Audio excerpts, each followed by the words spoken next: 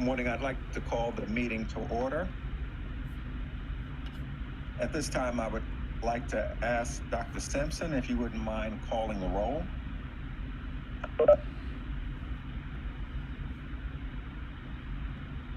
Good morning, everyone. Mr. Bartley? Present. Ms. Bates? Present. Present. Mr. Dreschel? Present. Dr. Getty? Present. Dr. Green? Present. Ms. Halley? Present. Dr. Lee?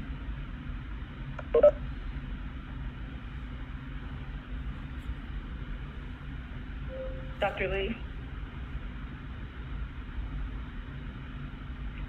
Ms. McCusker? Present. Dr. Millie McCarthy? Present. Ms. Morrow? Present. General Sumter? Present. Dr. Wilcox? Present. Good morning. Good morning. Mr. Wu?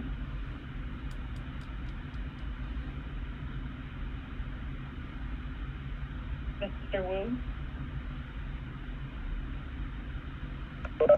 Dr. Salmon? Present. Good morning. Good morning. And President Crawford? Present. Thank you. Okay.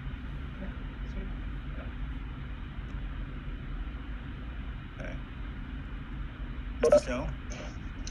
You have a quorum. I counted 2 members as being absent. Okay, very good. Thank you. I'd like to welcome the board, members and staff, and members of the public to our meeting today. This meeting will be conducted in a hybrid fashion. There will be several of us here at the Msde headquarters in Baltimore. You will notice that we are not wearing masks, and that is because we're all fully vaccinated, and under the new policy, we have an option. So we decided not to wear it, but we're all fully vaccinated. The other members of our board will be participating virtually. I'm going to ask our Vice President, Ms. Halley, to help me call upon members who are virtual because it's hard to see here. And then I will make sure that the members who are present in MSDE are recognized for comment. We'll be using the WebEx virtual platform as we always have. The public will be able to access the meeting from the live stream, the State Board ME website. The agenda and the materials are posted there. The archived video will also be posted there. During the meeting, only board members and staff will be permitted to speak. Board members and staff should identify themselves when they're speaking. Board members are asked to hold their comments and questions to the end of each presentation. Dr. Salmon will respond to the questions, or she may have a member of the staff respond on her behalf. Voting will be conducted by voice or roll call, and Mr. Schoen will ratify the vote. We're now going to move into the public comment period. So I want to just welcome all of the public that have signed up to speak. You'll be given 3 minutes to speak. Dr. Simpson will monitor the time. When your time expires, we ask you to complete your sentence, but not to make any additional remarks. At the end of your state, be immediately released from the meeting room. Please direct your comments to the entire board and not to an individual board member.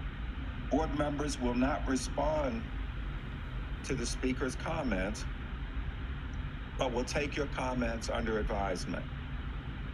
Written statements and other materials should be submitted electronically to Dr. Simpson, and she will make sure that the board members receive a copy.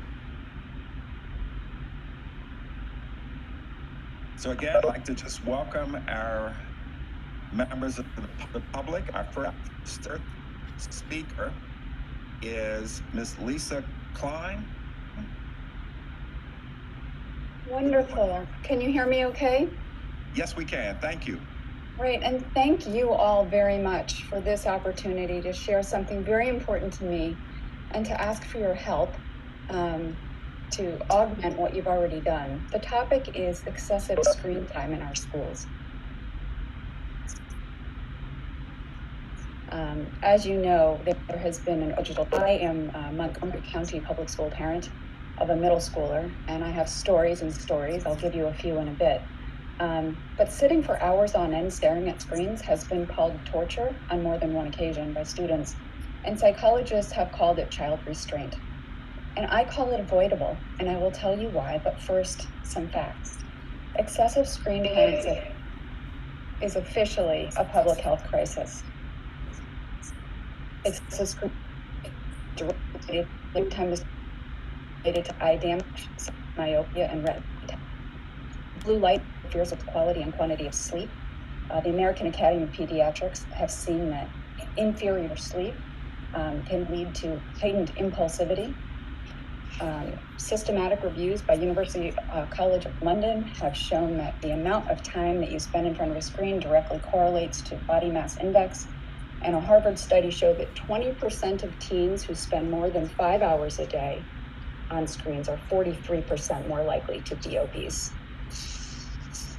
Depression and anxiety are clearly linked to screen time. In fact, for each hour that you spend on your screen, the more depressive you become. And I will include all of these citations in my written document so that you can check me out, but it's all sourced.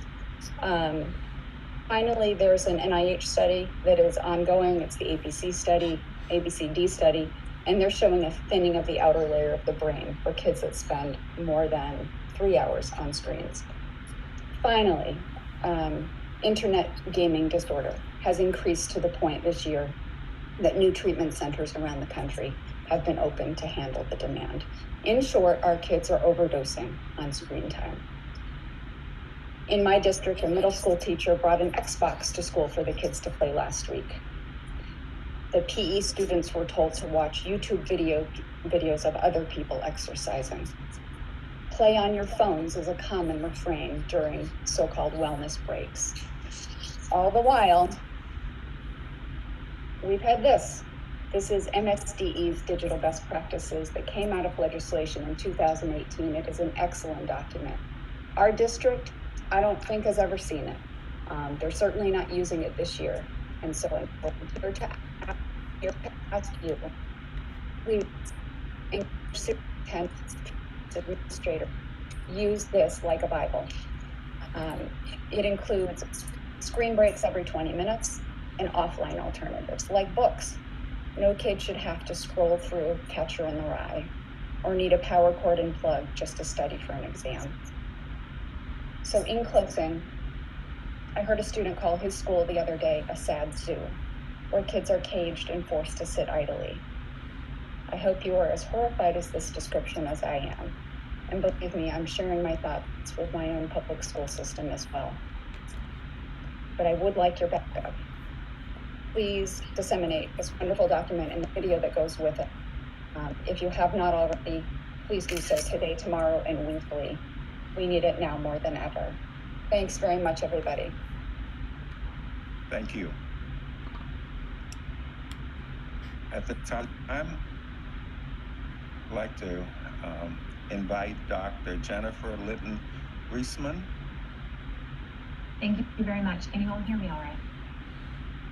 Good morning.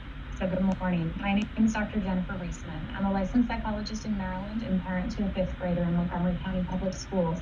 I want to echo the comments of Lisa Klein as well. I speak to you today as a parent and a psychologist to tell you again that the kids are not okay. I'm here today to ask this board to reaffirm your commitment to ensuring that all of Maryland's districts offer in-person instruction to all of its children for the 21-22 academic year. Secondly, I ask that you provide oversight to districts that have not been in compliance with directions to fully reopen this spring. You are likely aware that Maryland has ranked last or nearly last in the nation in terms of providing access to in-person instruction. Presently, every single surrounding state offers more access to in-person instruction than Maryland schools offer their children. Within your largest district, I personally know children at waiting lists for in-person instruction. Within other districts, I personally know children receiving special education services placed on waiting lists for a paltry 4 days of in-person instruction. These hybrid models are plans that this board approved and contributed to the educational deprivation that we are currently witnessing. As I testified last month before this body, I remain alarmed that this board approved plans that cut the instructional and curriculum content of key areas like math by up to 50%. The impact of these decisions will be felt for years to come. Imagine, how will future school psychologists determine if Maryland students have a learning disability and qualify for special education services, or did they suffer from educational deprivation at the hands of the state that failed to provide them with basic instruction in reading and math?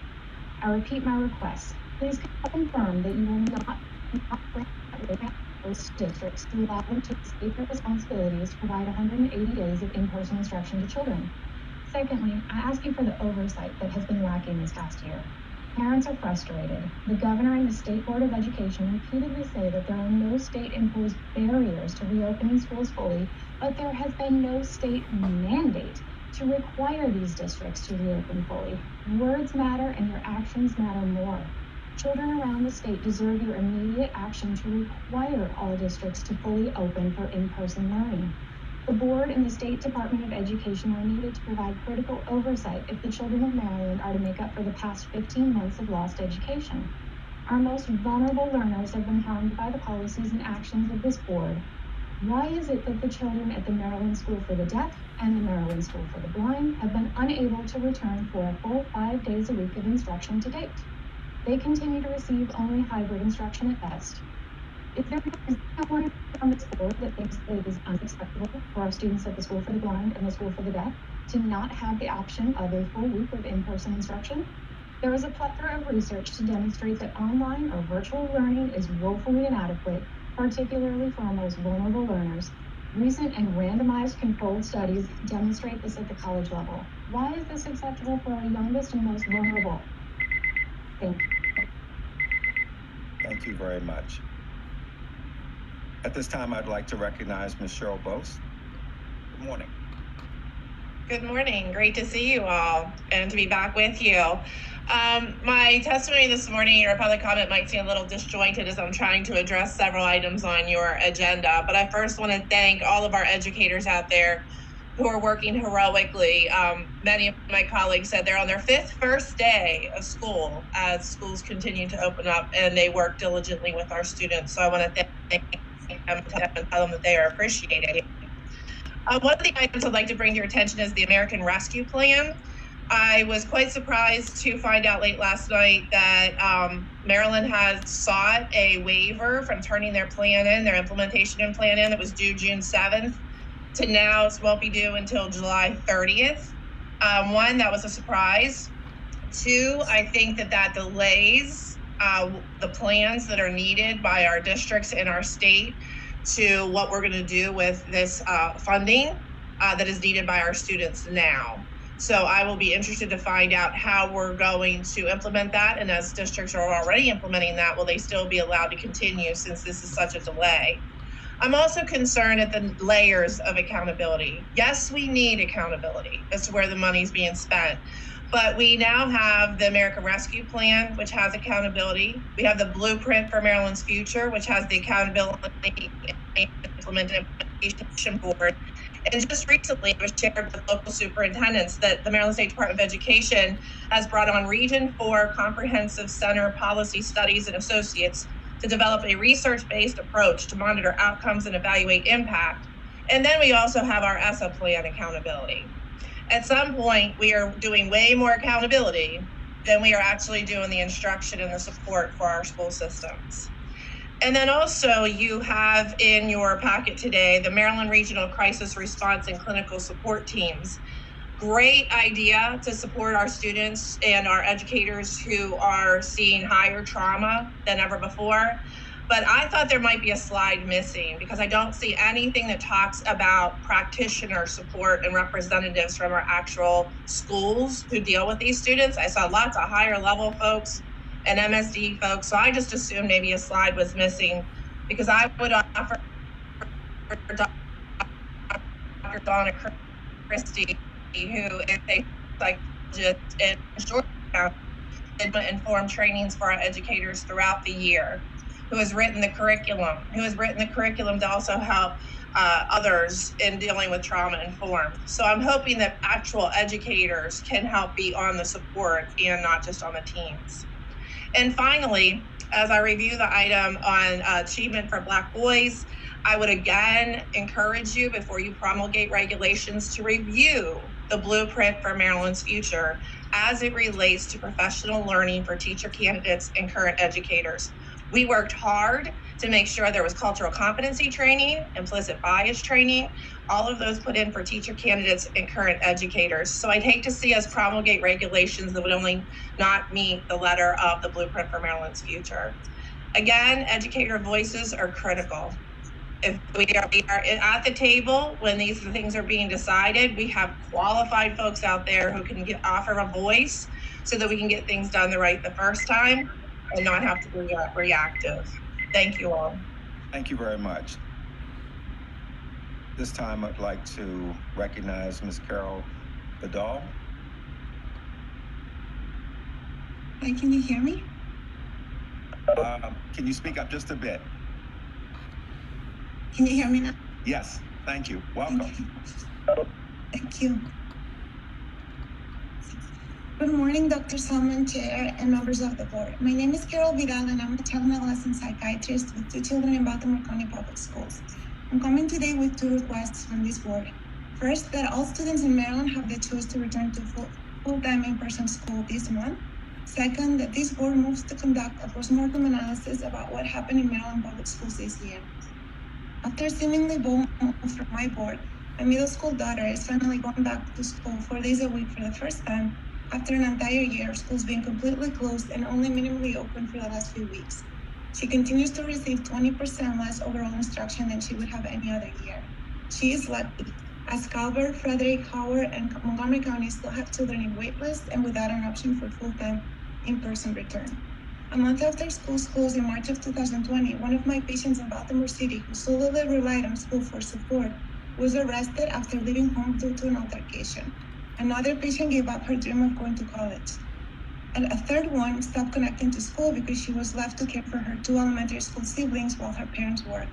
Many gave up doing their homework on their phones or gave up connecting to class altogether, and this only worsened with time. Meanwhile, these and other boards in Maryland have talked about equity for a year. The thing is that virtual learning was never equitable. If you wanted equity, you should have open schools full-time like many other states did. Be bold, be child-centered, and do it now. If a month was enough to disrupt so many lives, this next month could be a chance for many to re-engage with school. COVID is no longer an excuse to not fully open. Our metrics and vaccination rates are excellent and would allow fully opening for all ages in every single district in Maryland, according to the pre-widespread vaccination CDC guidelines. Additionally, the second-term performance metrics show that staying semi-closed will continue to be damaging to our children. As parents and health professionals, we have aggressively called and written to and about public officials, superintendents, and board members. We are upset. While we watch our children suffer from mental health problems, severe decline in their grades, or stunting of their learning and development, we were largely ignored by our local boards of education. Something has gone severely wrong in Maryland. The slow pace at which the state has moved has had us ranking at the bottom of the list in in-person instruction in the country for the entire pandemic. Maryland could lead again in education, but only if we learn from our mistakes. Closing schools for over a year was not only a mistake, but one of the biggest injustices we have ever inflicted upon our children in contemporary memory. We need a postmortem analysis of the leadership, decision-making structures, and governance of Maryland public schools that led to choices that harm our children. A commission should be formed to study and give recommendations of how our schools, if confronting a similar crisis in the future, can best ensure the holistic welfare of our children. Please fully open schools now and assess what happened so it never happens again. Thank you. Thank you very much. At this time, we'd like to hear from Ms. Carleen Spitolnik. You got it right. Good morning, President Crawford, Dr. Salmon, and members of the board. My name is Carleen Spitolnik, and I represent Decoding Dyslexia Maryland, a grassroots organization that worked together with teachers and school psychologists to draft and advocate for passage of the Ready to Read Act. We are encouraged and pleased with the proposed COMAR regulations and the diligent work done by Cecilia Rowe, Gail Green, and many others in the Division of Curriculum, Instructional Improvement, and Professional Learning. We've had the opportunity to work alongside the Msde staff to help with the implementation of this law. The goal of the Ready to Read Act is to prevent reading difficulty. By universally screening students to identify and prevent reading problems, we can take action to prevent students from falling behind. While we support much of the proposed COMAR language, there are two overarching priorities we would like to see included to ensure the Ready to Read regulations are as effective as possible and all students' needs are addressed. First, we strongly recommend that in addition to kindergarten, all first grade students be screened for reading difficulties, and here's why. The intention of reading screening is to identify or predict the students who may be at risk for reading difficulty, and then ruin the prediction by providing effective reading instruction and interventions based on student needs. Kindergarten and first grade is the optimal window when students are expected to learn to read. Universal screening is an effective and economical way to make sure that students who need help receive it in a timely manner. Waiting until a student falls behind and then working to catch them up is not an efficient use of our school resources. Leaving reading to chance by not universally screening first graders is inequitable.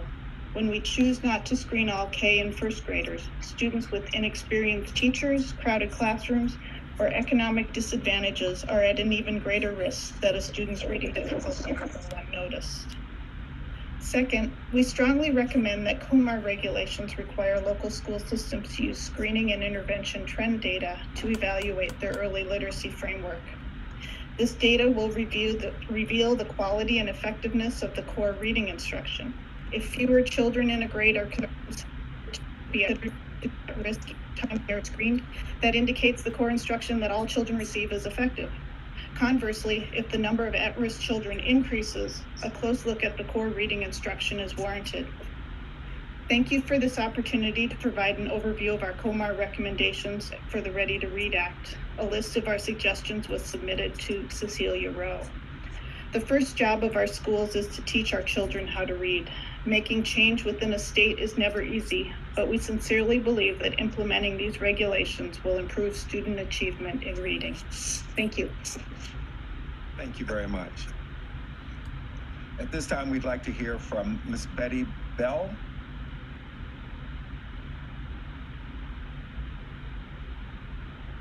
Hi, thank you everyone for taking testimony today. My name is Betty Ball. I live in Montgomery County, Maryland, and I have two children in MCPS, specifically elementary school. They both have IEPs, and my younger son is in special education. And I know you've heard it all 100 times, but I just cannot impress upon you enough how much our kids have struggled in the last year not being in school. And I'm lucky my children are under third grade, so in Montgomery County, they're able to go to school every week. But I am frankly terrified of next year because my son will be in third grade. And I appreciate the language that you have put out, mandating 180 days of in-person school. But please give us stronger language. Please do not allow MCPS to have any waivers to wiggle out of that. Anyone who's paying attention in this county knows that MCPS has already met with their attorneys. It was clearly on the agenda to see if they even had to follow your guidelines. So the idea that we as our public school system refuse to follow CD guidelines in terms of distancing is just terrible. And I just want to ask all of you to do everything that you can to make sure that our kids absolutely are in the classroom with a teacher, not on a Chromebook, with their regular classroom teacher. My sons both see speech therapists and occupational therapists, to make sure all of those people are in person, and for parents to not have to come armed to the teeth with documentation showing that their kids need it. It should just be given. I mean, including specials. My kid takes his Chromebook to the gym and is doing PE on a Chromebook with all the other kids in the gymnasium with no teacher there. It is just completely, it's just terrible for all of our kids. And I just, I don't know what to say other than we just really need your help, and we want to make sure that you put all of the county Board of Ed's feet to the fire and make sure that this does not continue in the fall. I would also like to ask for stronger language for eliminating masks during recess. It's 90 degrees and my son is outside at recess with a mask on. It just doesn't make any sense when you've all worked so hard, and our county health, our state and county health folks have worked so hard to get our COVID numbers down, that these sorts of things are still going on. And finally, I'd like to ask for language allowing vaccinated students to unmask, and any adults obviously in the buildings also to unmask.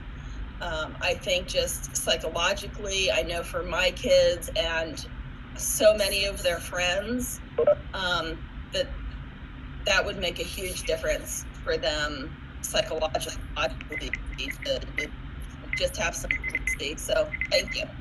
Very much appreciated. This time I'd like to recognize Ms. Melissa Mcdonald. Yes, hello. Welcome. Hi, my name is Melissa McDonald, and I'm a Baltimore City educator. I should have, Every year, 2 times per year. Pardon me, can you just speak up just a bit? We can. Sure. Thank you. Is that better? A little, but yes, please. My name is Melissa McDonald, and I'm a Baltimore City educator and member at large for the Baltimore Teachers Union. Every year, 2 times a year, teachers in the state of Maryland and renew their certification, and this process is overseen by the Maryland Department of Education. There's over 1,000 certificates renewed and reissued here in Baltimore City, and there's one person processing the requests and audits and handling the certification questions, and this individual is unresponsive to the staff. This is a failure of the BCPSS leadership to properly staff and adequately run the office in the Capitol. On December 8, 2020, I gave public comment for the Baltimore City Board of School Commissioner meeting.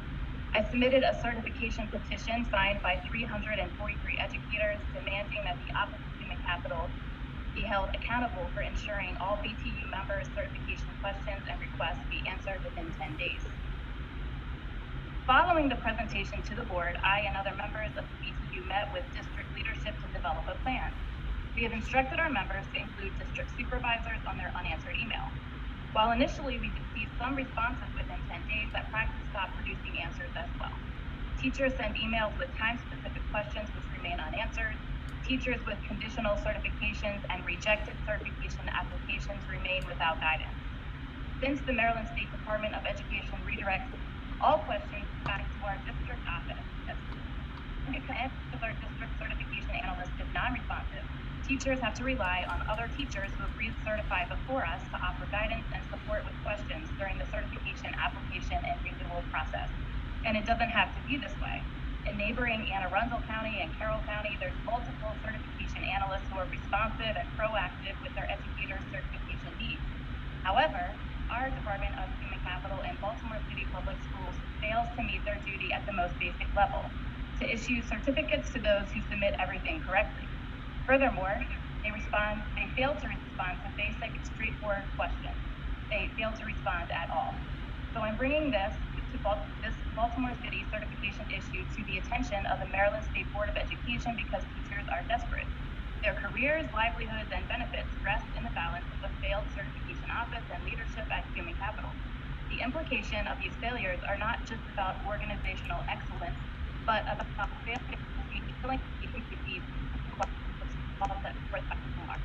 I'm reaching today teacher, as a colleague, and as a representative from the Baltimore Teachers Union, requesting the board's support in holding the Office of Human Capital accountable for fulfilling members' certification needs. Thank you. Thank you very much. This time we'd like to recognize Ms. Mondi Kumbala Frazier. Hopefully I haven't. That was very close. That was very close. Good morning. I'm sorry. That's okay. Good morning, President Crawford and members of the Maryland State Board of Education. My name is Mondi Kumbula Fraser, and I am the parent of 2 boys in the Montgomery County Public School System, a 7th grader and a 9th grader. Also an attorney and a government relations professional in the education field. Thank you for the opportunity to testify before you today. I have 3 items for your consideration and hopefully your action that I wanted to share with you today. And the first has been echoed by many of my colleagues, and that is for all children to receive full-time in-person instruction, because that is absolutely critical for all children. That means that children really should not be on any wait list for full-time instruction. They should not have to be on a certain rotation, an A rotation or a B rotation, because it really does make a difference for people to have that type of interaction with their teachers. I can speak from my own personal experience. My 2 boys generally have had very high grades all throughout school. However, they did suffer during the time of virtual learning. It's different to be communicating with your teacher via Zoom. Sometimes the teachers don't see when things are in the chat because they're busy teaching, and you can't just raise your hand and stop a teacher if a few minutes into your class you don't understand something. Instead, you may have to wait through the duration. Last month, my children were able to return to in-person instruction, and I saw their grades raise right back up to where they were before. And fortunately, because I am an advocate in my professional life, I knew to follow up with the school. And so instead of them having them on the A rotation and B rotation, I was able to get them in full time because I knew to ask those questions. But what about all the other families who don't know that they have that option or they have their children on wait lists? So it's very disturbing, and I just certainly did want to make that push for all children to be able to receive full-time in-person instruction. The other issue of interest is recovery of learning loss, because so many of our children have lost a lot of their academic progress and achievement due to the pandemic and due to virtual learning. I personally am in favor, I know my children will not like me for saying this, but I am in favor of extending the school day or extending the school calendar if need be. In my county, we have a Wednesday check-in day. I'm in favor of having that as a full-time instruction day, so that our children certainly can do the best that they can with their academics. That way, they have more support. And in a prior role, I conducted a survey for minority low-income children to see how they were faring with virtual learning, and the decline was incredible, and it was very alarming. So as many academic resources as possible should be devoted to children. The last issue that I wanted to mention is the issue of mental health resources. The social and emotional isolation has been devastating for so many children, with an increase in anxiety, depression, suicidal ideation. And whereas some families may have the financial resources to seek medical care outside of the schools, some don't. And what happens to those children? So it's really important that all school systems provide robust support. I've heard of children saying that they've reached out to counselors, been able to. Thank you. Thank you very much. At this time, I'd like to recognize Dr. Jennifer Nuzzo. Do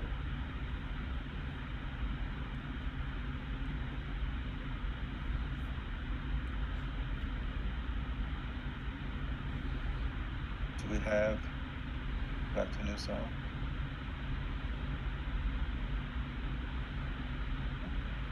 All right. We'll then move on to Ms. Sharon Seraph. Thank you. Can you hear me okay? Yes. Okay. My name is Sharon Serralt, and I am a special education consultant and parent advocate in the Baltimore metropolitan area. And I have been that for the past 18 years. Last month, I asked the state to consider setting up and keeping a virtual learning option for our K-12 students. Now, I know you've heard a lot of negative this morning, and I know you've heard a lot of negative over the past few months, but I'm here to give you, again, some positives. I have seen students with special needs find success on the virtual platform that they have never found before. And I have seen educators not willing to think out of the box and realize that virtual learning can be a part of our future without impacting in-person learning.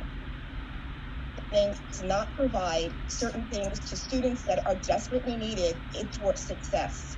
I have seen students with learning disabilities, speech and language deficits, autism, and the twice exceptional find their voice and demonstrate their knowledge and skill mastery through the chat option. I have heard teachers say that these students are now active participants in their learning. Breakout rooms allow teachers to provide assistance in quiet, dedicated spaces without distractions.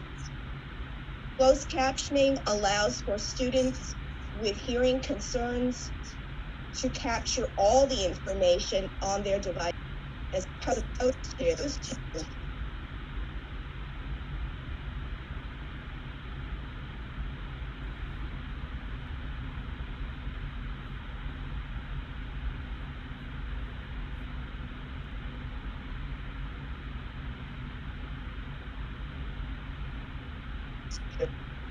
virtual has made more accessible. Virtual learning has also positively impacted teachers and related service providers by giving them the opportunity to service students in multiple schools without losing time for travel.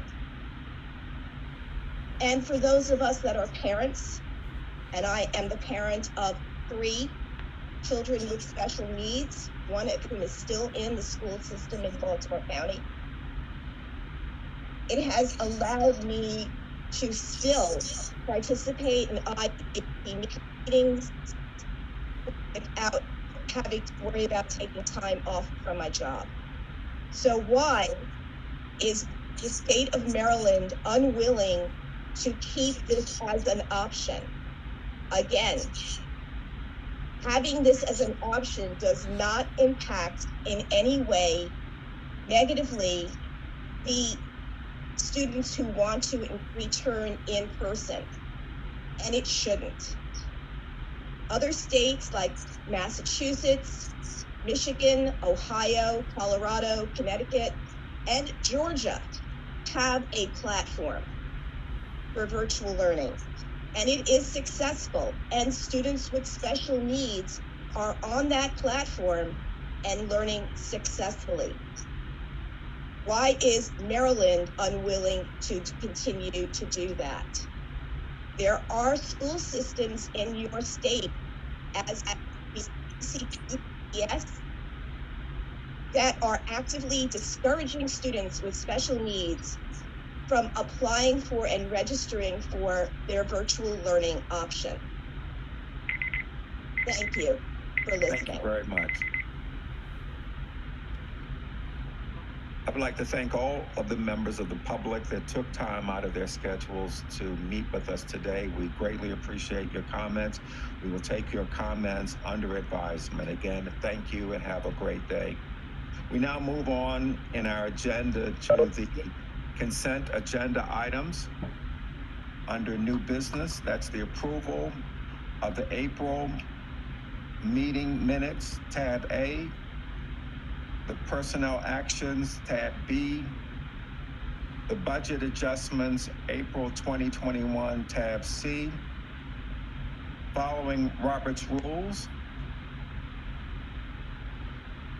I'm going to call objection 3 times. If there is no objection, the consent agenda items are approved. Objection, objection, objection.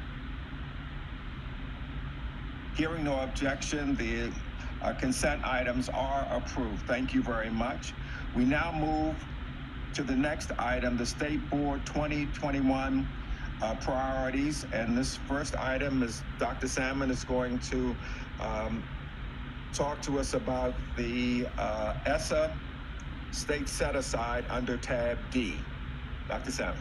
Thank you, and good morning, board members and President Crawford. Before Ms. Brandenburg presents the presentation on the use of our state set-aside funds, I want to just clarify a couple of things about the American Rescue Plan.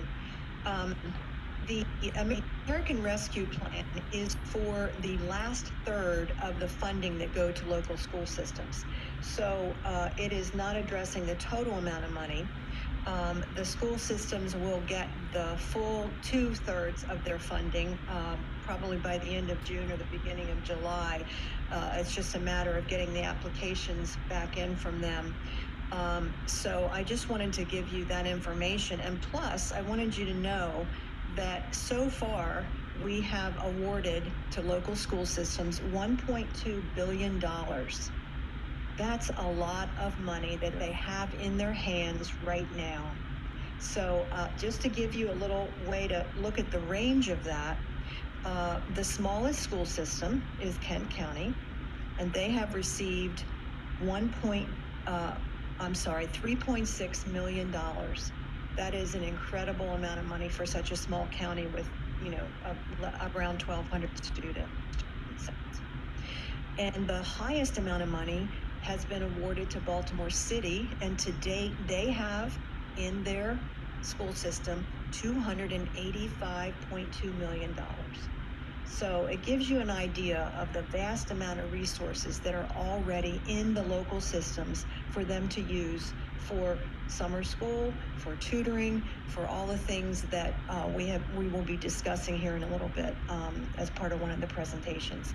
So I wanted to just set that straight. Now that's the local funding that's gone out. The funding we're going to talk about now is the state set-aside funding. And that's the smaller amounts of money that the state is allowed to keep in order to do some special projects. So if I can, I'd like Emily to come on. Just a note, all of our staff are in the building today. They are presenting from their offices. We here at the State Board around the table are distanced, and so we are still having them present from their offices, but they are here today. So Emily, if you could begin the presentation, please.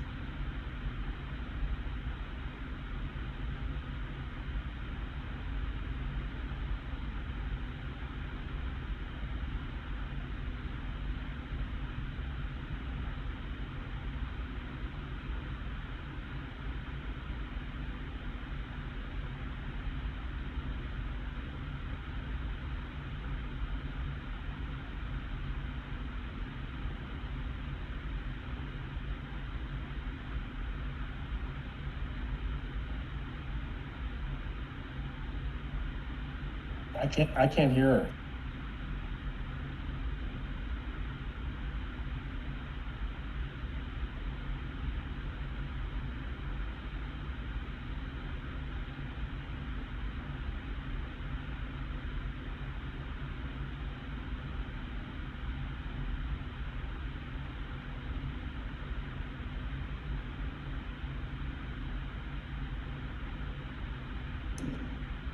All right, is that when I'm not sharing?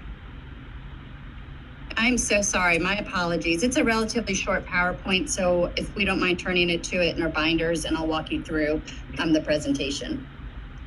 Emily, can we get someone else to show that? Because I would like the public to be able to see the numbers. I'm sorry, Dr. Salmon. Let me try one more time.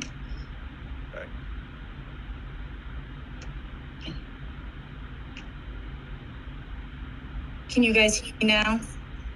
Yes, we can see your Okay. introductory slide. If you can move to the next slide, you'll be able to see the numbers. There we go. And if you can make it any bigger, that would be great.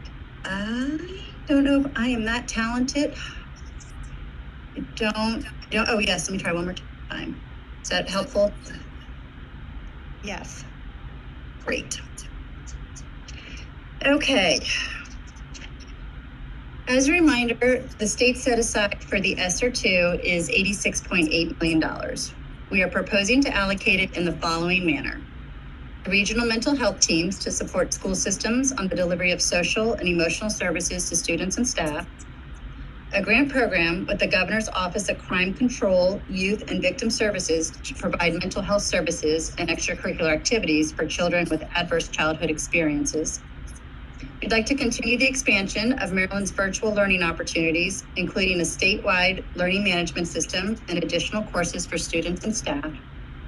Cross-divisional monitoring teams to support local school systems implementation of federal relief funds. Grants to our local school systems to expand access to AP programs for low-income students. Support Maryland School for the Deaf, Maryland School for the Blind, and the Seed School of Maryland as required by House Bill 0588. Grants to local systems to support the implementation of technology. Grants to local school systems for the implementation of recommendations from the Achieving Academic Equity and Excellence for Black Boys Task Force. A grant program to support academic acceleration for at-risk students. And lastly, we'd like to hold just over $17 million for future use or other identified needs and administration, so $4.3 million for administration. At this time, I request a motion to approve the ESSER 2 state set-aside spending plan.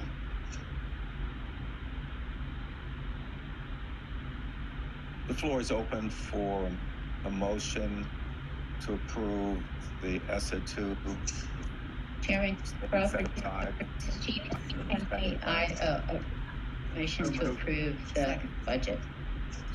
We have General Sumter with the motion and second by Senator Bates. And again, I'm going to ask Ms. Halley to be able to help us with the board members that are virtual because we can't see them and sometimes it's a little bit hard to even hear. So at this time, open it for any discussion. Seeing no discussion, I'd like to ask Dr. Simpson to call the roll.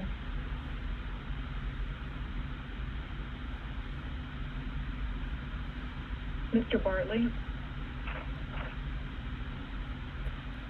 Yes. Ms. Bates, Yes. Mr. Dreschel, Yes. Dr. Getty, Yes. Dr. Green, Yes. Ms. Halley, Yes. Dr. Lee, Yes. Ms. McCusker, Yes. Dr. Lily McCarthy, Yes. Ms. Morrow, Yes. General Sumter, Yes. Dr. Wilcox, Yes. and Mr. Wu, President Crawford. Yes, did you hear Mr. Wu? I did not. Mr. Wu, try once more. Yes. All right, thank you. And Mr. President Shaw. Crawford. Thank you. Dr. Simpson, Mr. Shaw? The motion carried. Very good, thank you. We can now move to relief funding. What, relief? Yes. Yes. Thank you very much. The American Rescue Plan was more prescriptive with how the state allocates its state set-aside. MSDE must reserve at least 5% from the total award for interventions to address learning loss, 1% for summer enrichment programs, and 1% for comprehensive after-school programs. The total state set aside from the American Rescue Plan is $195.1 million. We are proposing to allocate it in the following manner. 5% of our total board, as prescribed by law, for interventions to address learning loss.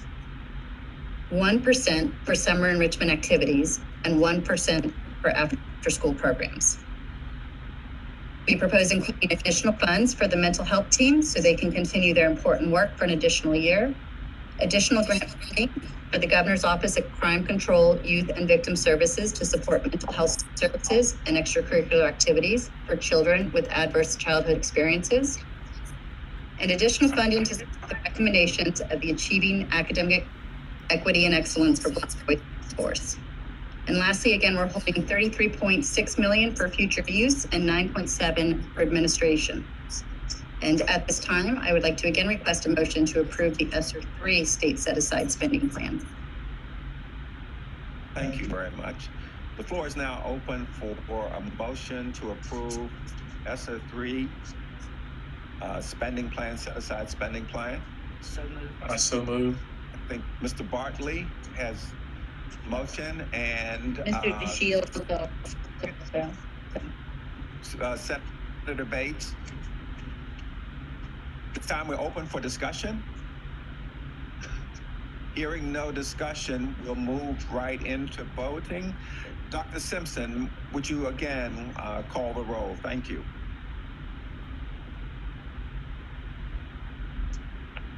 Mr. Bartley? Yes. Ms. Bates? Yes. Mr. Dreschel? Yes. Dr. Getty? Yes. Dr. Green? Yes. Ms. Halley? Yes. Dr. Lee? Yes. Ms. McCusker? Yes.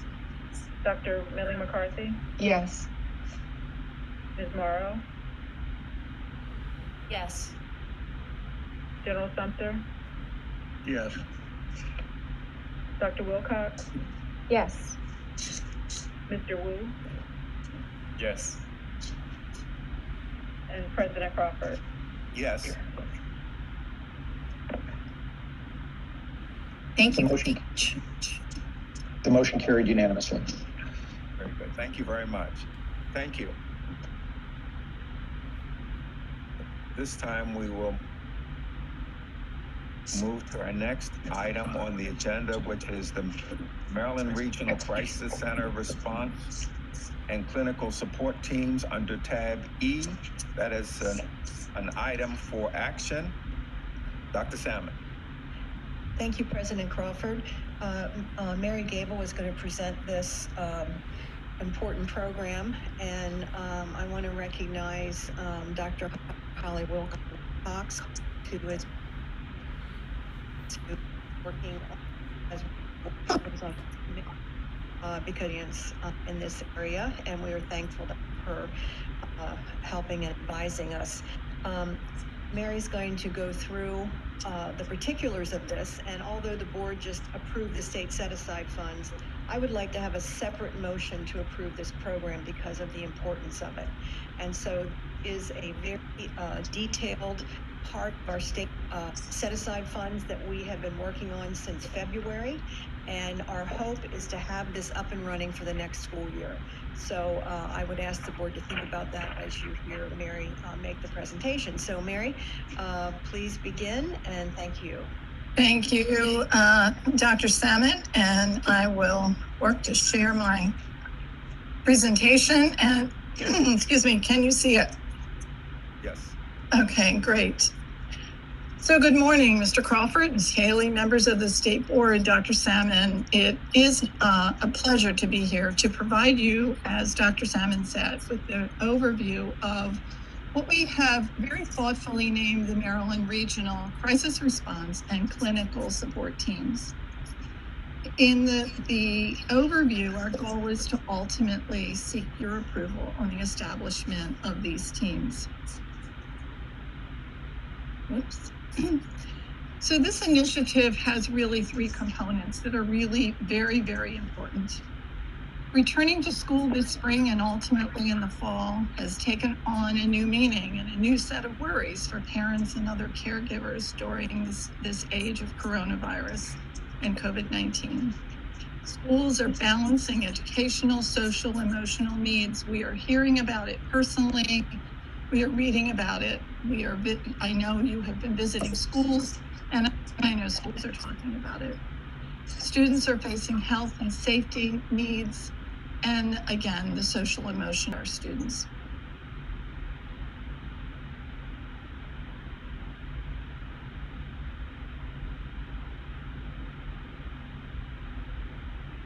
We are looking to provide professional development in our schools for the school staff and the central office, and to provide crisis response in the time that a crisis might be needed. The purposes are multiple. Although we have three components, it's important to really take a look at the purposes. It is to improve behavioral health, and I've spoken to you before, and as all of you are aware of the tiers that we provide to provide support, to our different tiers of students. We need to meet the needs of our children and youth in addition to their parents and their caregivers. We want to look and focus on prevention strategies. How can we help students to prevent a crisis, to prevent a higher need of concern that a student or family might need? We're looking to de-escalate where we can, ameliorate a crisis before the more restrictive environment or restrictive and costly interventions become necessary. As I mentioned before, we're looking to provide direct clinical support through skilled individuals that I will speak about in a minute. We want to connect and help the families connect the services and the supports. And then, as mentioned earlier, is to shift from the overuse of these high-end services to what we can do in the home, in the school, and in the community. The teams, we are looking at to have 6 individuals on each of the teams. We have completed job descriptions for all of these positions, and we have provided these to our Office of Human Resources. We're looking at a clinical psychologist, a licensed clinical professional counselor, notice in both, we're looking at the clinical work. Additionally, a licensed certified social worker, a nurse, and a family navigator. We had one family navigator on as a recommendation, but in listening to our parents who spoke to us 2 weeks ago, we have upped that to believe that the teams would really benefit from having 2 family navigators per team. There will be other positions that we will be looking to filling. One is a clinical psychiatrist. This will be one position who would provide the overview and the clinical support to all of the 6 teams. We believe that substance abuse counselors are very important. We're looking to hire 3 of them. We would include them on 3 different teams, but they would be available to the remaining teams as necessary. We're also looking to hire 3 board-certified behavior analysts. They're assigned, like the substance abuse counselors, to 3 teams, actually 3 different teams, but available to the remaining teams. These are individuals who study the behavior of children and adults, and they help the schools to create a plan to improve and change the behaviors that may be problematic. They address emotional control, social, and behavioral issues. We are looking to hire interpreters or to have a contract so that we can provide interpreting services as needed. And we are also looking to staff at Msde or elsewhere, depending upon where that belongs, a director of the program, a specialist of their program, and administrative support. What are they going to do? The team has to have overall training. It will be a team of highly trained professionals and paraprofessionals. They will be trained in providing clinical support. They're going to help schools and school systems resolve crises. And we know that the school systems have teams, but they will work with individuals and their families and the school to identify and develop strategies. It is critically important that these teams work with the local superintendents of the school systems in which they are working. The school superintendent, I'm sure, will identify other staff within the school system, but without that work together with these teams and the local school systems, we cannot see that they will not be successful without that collaboration. So it's very critical that they do that. The tentative regions you see before you, we're looking at a Western region, and then of course an Eastern Shore region. And then in between, Upper Chesapeake, Central West, Central East, and a Southern. These are certainly subject to changes or recommendations as we move forward, but this is what we are planning right now. Dr. Salmon mentioned that this team has been meeting since February 26th.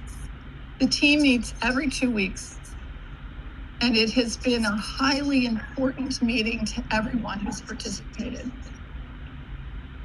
We established a subcommittee that was meeting on the opposite every 2 weeks. But I just want to highlight some of the things that we have done in a minute about through these multiple meetings since February 6th. The very first topic that we had on the first agenda on February 26th was specifically, how are our students doing as they return to school for in-person instruction? This presentation was provided by Kim Muniz, who is a behavioral and mental health specialist in Carroll County Public Schools. So she is a local school system psychologist who is a member of our team. We looked at early childhood mental health with Dr. Margot Candelera. We looked at the Maryland Safety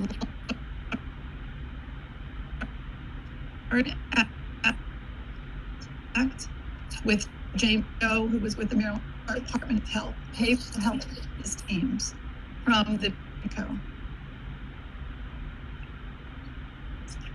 I will go over the individuals, but we have looked at the Maryland Youth Advisory Council, the Children and Youth Mental Health Initiative, with Ian Hurd, who's the chairperson of the Maryland Youth Advisory Council, a junior in our public school systems. We have heard from the Maryland Alliance of Boys and Girls Clubs and the implications of the COVID-19 pandemic with Jeff Breslin from the Boys and Girls Club. We have heard about school mental health and cultural responsiveness, equity and trauma responsive with Dr. Sharon Hoover, was with the University of Maryland School of Medicine. We have heard from support for students and parents and family navigation from Tracy Cotman, who is Somerset County Mental Health Support and family support. And Tracy is the supervisor of student services in Somerset. Heidi Rashan, who is with a parent with the Maryland Coalition of Families. We have talked about suicide prevention with Janelle Cubbage and Dr. Holly Wilcox. And we have looked at what's going on in another school system, and that is Talbot County Mental Health Initiative with Tina Morris and Dr. Rob Schmidt. That's not all of the topics, but there's just a sense and a taste of the topics that we've discussed. We continue to add membership. We started out with a committee of about 30. The committee is over 40. One, because we recognized when we first started in February, there might be this particular group, another particular group that is not there. And so we have way over 40 individuals that are part. And one of the things that I've done is as someone presents and they give us really strong input into what we should be thinking of as the teams, I've asked them, are you willing to become a member of our team and to continue providing us with guidance and recommendations and support and every one of them has said yes. So you will see some names that I have added for your presentation on the PowerPoint in a minute because they've said yes. We are meeting with other agencies here and other divisions of the Maryland State Department of Education, and they're working with us to make sure we get the positions and work through procurement properly. We are working with other state agencies, institutions of higher education. We're developing a budget, a timeline, and an implementation plan. We wanted you to see who is part of this particular very, very talented committee on mental health. Dr. Salmon has been here for every meeting. It is her idea to create these, and she has provided her support and leadership and direction and has not missed a meeting. Sometimes she's in her car. She makes sure we check to make sure that the trees are not going by too quickly because she has a very busy schedule. Dr. Lawson, who's a deputy superintendent, who I have the pleasure to report to, is on the committee. Emily Brandenburg, of course, keeps us straight with all the finances. And Dr. Wilcox has joined our team, state board member, and you can see her highly high credentials, associate professor, Department of Mental Health, with the governor's Maryland Commission on Suicide and the Maryland's Suicide Prevention and Early Intervention Network, along with her work with Hopkins University. We have representation from local school systems. Dr. Michael Moderano is superintendent from Howard County, represents PZAM. Rochelle Rubin is an associate superintendent in Montgomery County, representing PZAM. Kate Hessen with the Maryland Center for School Safety, along with Dino. Kim Muniz, who I mentioned, who was the first presenter, is a supervisor of student services, a school psychologist with Carroll County Public Schools. Tina Morris and Rob Schmidt just presented for us last week, and I asked them last week following that meeting if they would join our committee, and they absolutely agreed. Tina is a Talbot County Project Aware Coordinator, and Rob Schmidt is a mental health coordinator, highly skilled in these areas with lots of work. We have representation from higher education in terms of Tiffany Beeson, who's a associate professor at the University of Maryland. Dr. Mario Candelaria, who, as I mentioned, presented to us on early childhood from University of Maryland. I've mentioned Dr. Sharon Hoover, who is a licensed clinical psychologist at University of Maryland School of Medicine, co-director of the National Center for School Mental Health and director of the Center for Safe and Supportive Schools. Dr. Nancy Lever, another associate professor and co-director at the Center of the School Mental Health, executive director of the University of Maryland School Mental Health Program. And you can read others. Our division is very lucky. We have a long-standing work with Dr. Hoover and Dr. Lever. We're also working with other agencies. This is not just the Maryland State Department of Education. We're working with Dr. Brewster in the Maryland Department of Health, Mr. Glenn Houston with the Governor's Office of Crime Prevention, Youth and Victim Services. He's the executive director. Joanna Josel, who is the Child, Adolescent, and Young Adult Services Deputy Director with MDH. Vanessa Lyon, again with the Office of Crime Prevention. I mentioned Dr. Maria Radowski-Stanko, who's a psychiatrist. She's with the Behavioral Health Administration and is partnering with us in this work. Additionally, from other agencies, Jalara Seasums with MDH, Jessica Wheeler, also with the Office of Crime Prevention. Christina Dreschel Williams, who's a senior policy analyst with the Children and Youth Division and the Governor's Office of Crime Prevention. And Dr. James Yo, as I mentioned to you, who is with MDH in Forensic Services and did a presentation for us. We have parents and students on this committee. Ann Geddes, who is the Director of Public Policy in the Maryland Coalition of Families.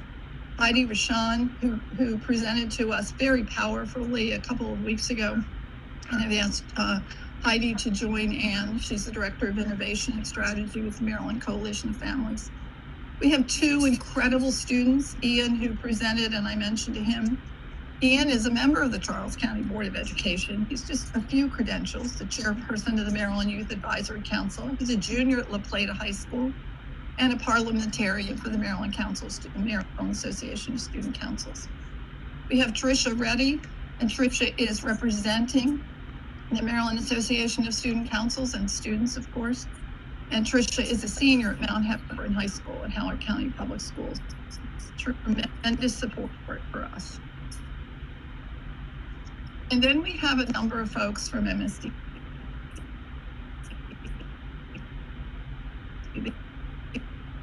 These are our board from one division, and I thankfully from the other divisions in the whole agency. Dr. Brown, who is in my division, he's the lead specialist for school safety, a psychologist. Carmen is with the special education division, and she's the branch chief in interagency collaboration. Kim Buckheit is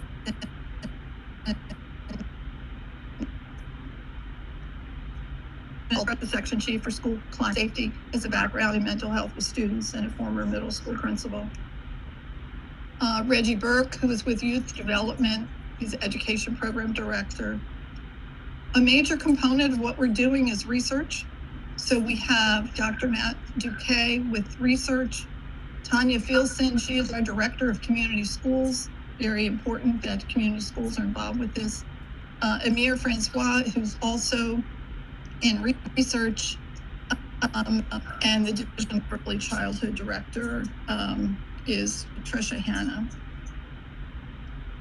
Leah Jaspers, this is in the Division of Curriculum, Instruction Improvement, and Professional Learning. She's a health education specialist.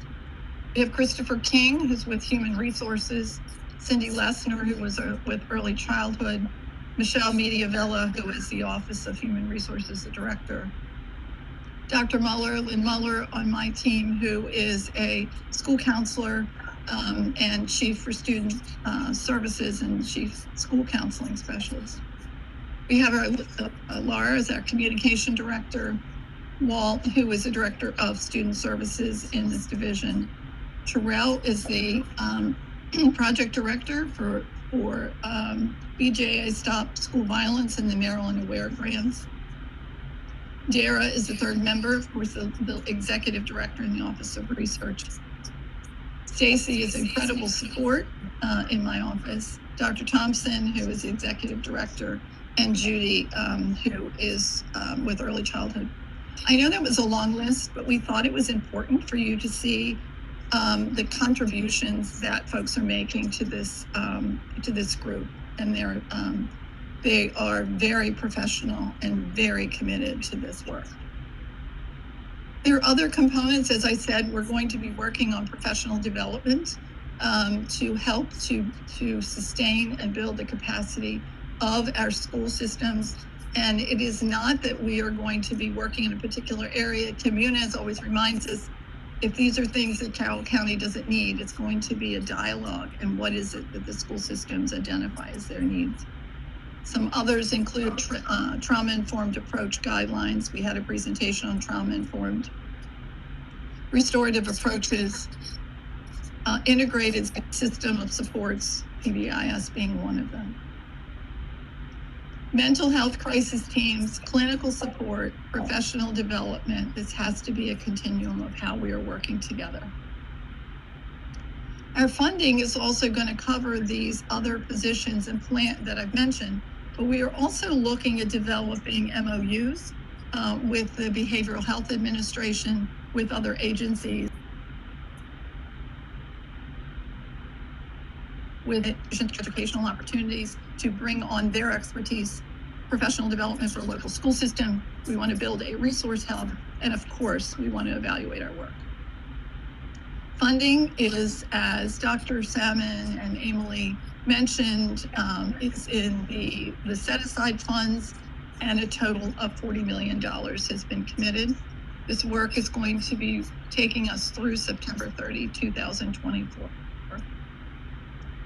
So at this time, I'm going to pause, and we request the State Board to approve this mental health response. to create the Maryland Regional Crisis Response and Clinical Support Teams in support of Maryland students. Thank you very much, Mrs. Gable. What I'd like to do is to give the board an opportunity to ask questions. We'll start with the board members who are virtual. Ms. Halley, can you poll the virtual board members, and then we'll come to the board members here in at the headquarters? I can. There we go. It's easier to see when the screen isn't being shared. I don't see anyone that's looking to speak at this moment. Okay. No questions there. We'll go with. I'm sorry. Green. Dr. Green would like to speak. Dr. Green. Okay. Yes, I just had a question about the different regions. I know Southern Maryland, or I guess that the regions were decided based upon the school population, but will there be flexibility in changing those regions, the coverage? I say that because I know Southern Maryland, Charles, St. Mary's, Calvert, Prince George's, those areas are growing, expanding. So is there something in place that if there needs to be an adjustment, that there will be, or are these regions set? Yeah, I think Mary said earlier, we've been looking at a lot of different ways that regions are created in Maryland. We've looked at how we've done it through the Center for School Safety. We've looked at it through how we do regional certification for Everything else, did you have anything to that? Okay. I think I'm done, right? Pardon me? Pardon me, if you could mute your lines. If you could mute your lines. So I think, Dr. Green, we will be flexible as we see how this rolls out, but we needed to start somewhere. And so that was a grouping that we used by looking at all the existing regional programs that we had across the state. Thank you.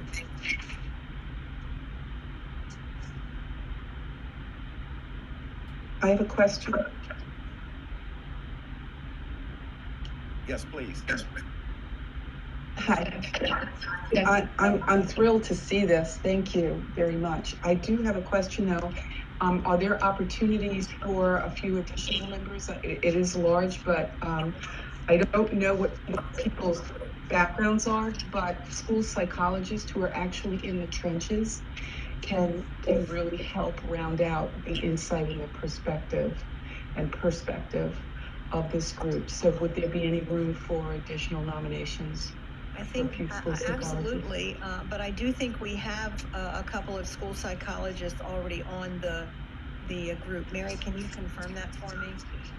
Yeah, Kim Muniz is a school psychologist in Carroll County, and we did have a presentation, and I have my notes here, from a school psychologist in Somerset. But we certainly would be, we can always take a look at the one thing, Dr. Mila McCarthy, in my division, we meet with the school psychologists, probably been meeting with them once a month. And so the good part is that we have a link with them. But we are very interested, and I think as the teams go out and the teams start meeting with the local school systems, I cannot imagine that the local superintendents will not be identifying psychologists, school counselors, the different folks in their divisions to work hand in hand, because we're trying to get it set up. And then where it really comes together is going to be when those teams start working with the local school systems. And I appreciate your recommendation. Dr. Getty? I think this is a great idea, and I commend everybody who has worked on it.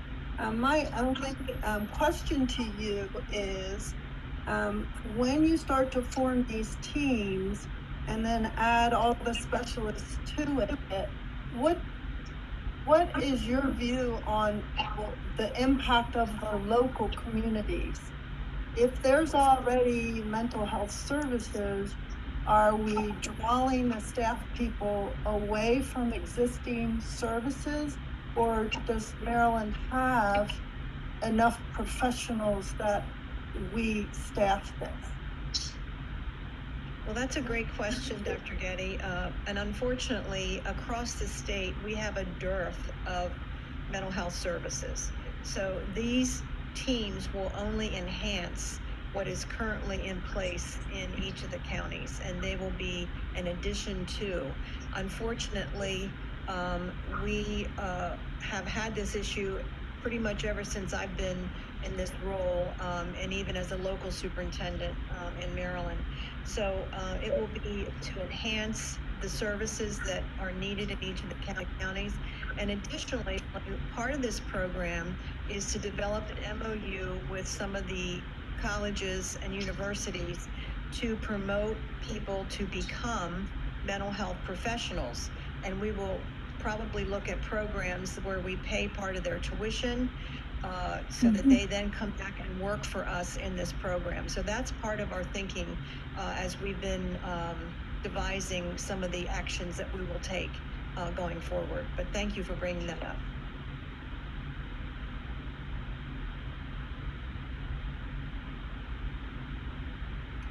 If there are no more online, then what I'll do is turn to Ms. McCusker, and I think Ms. Morrow, and then Mr. Wu. Thank you. First, I would just like to say that I'm extremely supportive of these crisis support teams. I think it's pivotal that we do it now, and I'm very, very supportive. I would like to say, though, that I'd like to see as we look to continue to add membership, that we look at adding some K-12 educators, both on the primary and secondary levels, who are in buildings with students, seeing how this is manifesting within buildings each day. Would like to see that perspective added to these committees, please.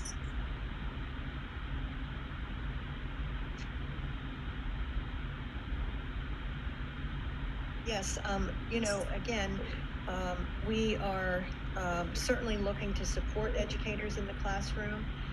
What we've been trying to do since February is find out what the people that are dealing with the behaviors are doing with these students, both virtually and in the classroom.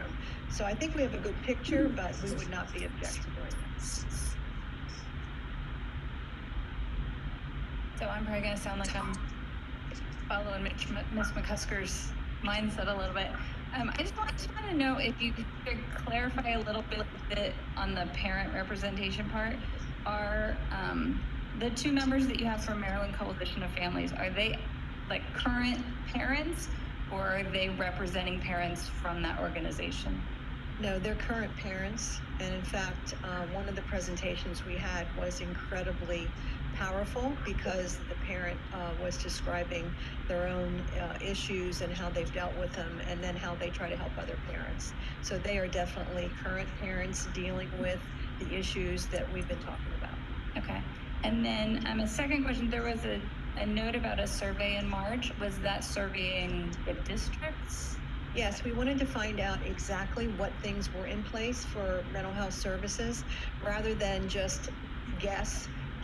We wanted something new, newly surveyed, so we had immediate information on what was happening, especially during the pandemic, what people were doing, both virtually and in person. So that was for the local school system. Okay. And then my last question, so the bulk of this funding obviously is coming from ESSER 2 and ESSER 3 through 2024. Is this something that in the planning, in the design, we would try to carry on beyond that? Is that how we're designing? Absolutely. I don't see that we're going to see an end of the need for this kind of a program. So part of the work of this crisis response team will also be looking for future funding and alliances with folks that can provide services in kind, especially. So it is part of the things we've already been talking about in our meetings. Okay, so thank you to Dr. Salmon, Dr. Gable, Dr. Wilcox, the very long list of people on this team. I know mental health is a big concern across all of our districts, and so I definitely support this going forward. Thank you so much. Thank you for your excellent presentation, Ms. Gable. I think the work of these support teams will be imperative moving forward next year, and I would also just like to express my appreciation for the student representation and the valuable insight that Ian and Trish have provided on these teams. Thank you, Jason. And you got to meet Ian a couple of times, and he is the student board member, as Ms. Gable said, in Charles County, and he is very outspoken, and he did his own presentation to us, which was just as professional as any of the other presentations we've heard. So as Jason is very articulate, so is Ian, and we are appreciative of both of their work in giving us that student voice. So thank you. Very good. Seeing no further questions, the floor is now open for a motion to approve the Maryland Regional Crisis Response and Clinical Support Teams Initiative. Mr. Dreschel. I'm sorry. Yes, I move to approve the creation of the Maryland Regional Crisis Response and Clinical Support Teams. Very good. So we have a motion. Second. Mr. Shield. Second, it was by Mr. Wu. Discussion? Hearing no discussion. Dr. Simpson, would you mind calling the roll? Mr. Bartley, Yes. Ms. Bates, Yes. Mr. Dreschel, Yes. Dr. Getty, Yes. Dr. Green, Yes. Ms. Halley, Yes. Dr. Lee, Yes. Ms. McCusker, Yes. Dr. Millie McCarthy,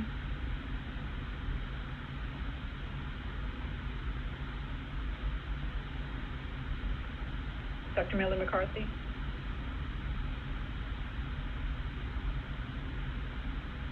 Ms. Morrow, Yes.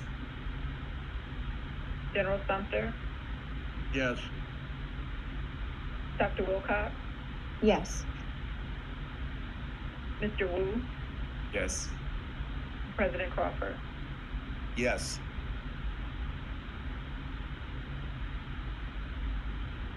The voting is complete without a response from Dr. Millie McCarthy. I don't know, maybe she's having audio problems. I'm not sure. Mr. Shaw? I think Dr. McCarthy's video froze. I don't know whether she voted or not.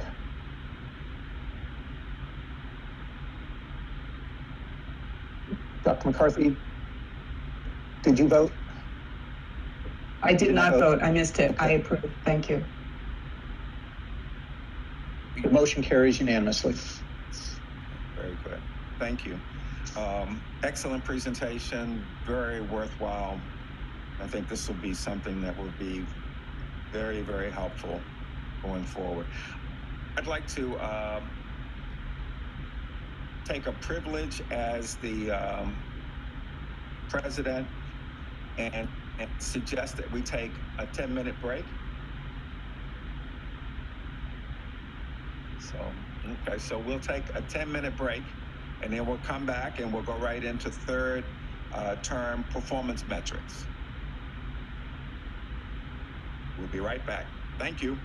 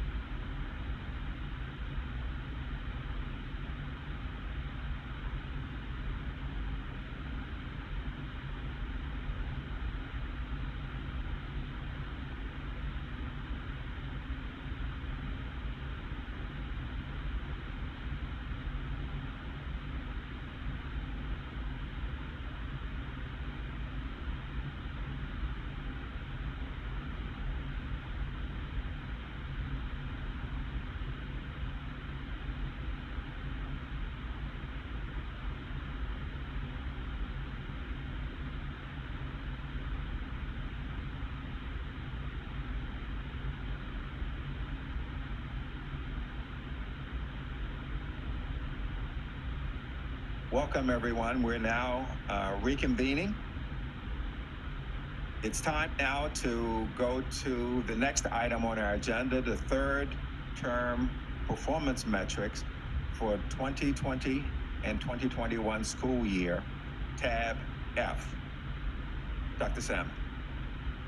Thank you, President Crawford. And before we begin this presentation, I would like to give the board an update on where we are with school openings. And I want to also take a moment to thank all of the board members that have been traveling around the state with me this year. It has been wonderful. I will tell you, when I was a sitting superintendent in Talbot County for 13 years, there was 1 or 2 state board members that made visits. And I think just about everybody here has been on a visit, at least during my term. And so I want to thank you all for making that effort. On Tuesday, we were in Prince George's County, and I was joined by President Crawford and now I'm forgetting. Oh, I'm sorry. And Miss Morrow. Tuesday was a long way off. It was a whole 7 days ago, and there have been a lot of things going on in between. Wednesday, I traveled up to Washington County along with General Sumter, and we were in Washington County on Wednesday, and then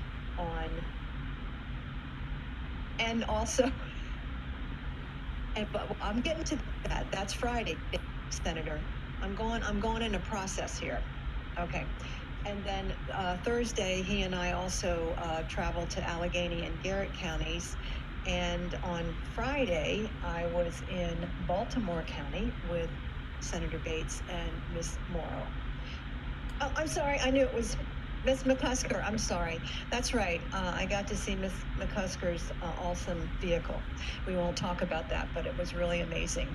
So we had great visits, and I have to tell you, by the end of the week, especially in our Western Maryland counties, we were seeing tons and tons of kids in the classroom, and it was just heartwarming to see everybody so excited. Teachers, administrators, food service workers, bus drivers, the whole gamut, people, the custodians, everybody had a smile on their face. And again, I want to thank the board members for really going out of their way to accompany me on these visits. And certainly other board members went before when we were on the Eastern Shore. We've had just about everybody has gone. So thanks to everybody for your time in that. So since the April board meeting, and we now have about, in some cases, 3 weeks of school left because many schools are out sometime that week of June 8th. So in terms of any changes in the percent of students going back to school since our last meeting, we had 9 school systems indicate no change between April 9th and May 21st. We also had 10 school systems that indicated they had increased the percentage of children coming back to school. And I'm going to give you some different, more specific statistics in a second. 3 school systems indicated a decrease, and 2 school systems reported differences by grade band. So some of the grade bands that weren't in school got to come back versus when we had looked in April. So what we have right now, as of Friday, which is when we did our last query, the 21st of May, we have 4 local school systems, Allegheny, Garrett, Kent, and Worcester, who have 80% or more of their students back in school. And that's mostly, 4 and 5 days. We have 10 school systems that have between 60 and 79% of their schools back, and that's for 2 days or more per week. And we have 5 school systems between 40 and 59% of their students back in person. And we have between 20 and 39% of 4 school systems that only have 20 or 39% of their students back for at least 2 days a week. So you can see there continues to be a great variability, and we continue to see numbers around 400,000 students who have not been in school since March of 2020. So it continues to be a tremendous concern, and I think the board heard loud and clear from some parents this morning with some very, very deep concerns about not being able to getting their children in school. So we're going to give you the picture of third term metrics, and then maybe the board can look at any questions they want to ask us about future plans. So go ahead, Dr. President Pham, I just Crawford. want to ask the board to, as we listen to the report, let's think about what we can do as a board, what we could ask Dr. Salmon to do in her role, and let's start to lean in and see what we can actually do to help. Maybe they need help, or maybe we need to invite the superintendents to come in. But let's give some thought to that as we listen to the report and see what we can do, you know, even to include, I hate to do it, but even to include things like potentially impacting funding. But let's just give some thought to all of the full range of things, from assistance, where maybe some may need assistance, to encouragement for those that might need a little bit more encouragement along those lines. So just give that some thought as we listen to the presentation. Thank you, Dr. Salmon. Thank you, President Crawford. And now I'd like to turn it over to Dr. Dara Shaw to present the third term metrics. Good morning, Dara. I think you're on mute.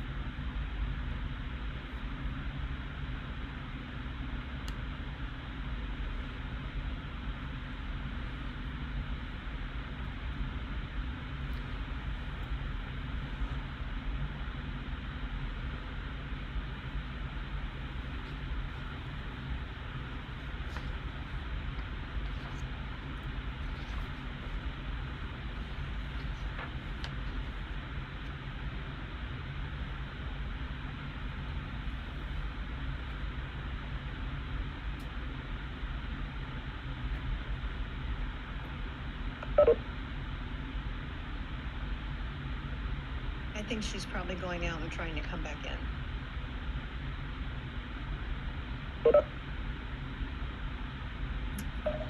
Can you hear me now? Yes, thank Great. you, Dara. All right, it just took signing off and signing back in. But as Dr. Salmon mentioned, we are all here in the building, so we'll be happy to come upstairs as well. I'm going to go ahead and share my screen.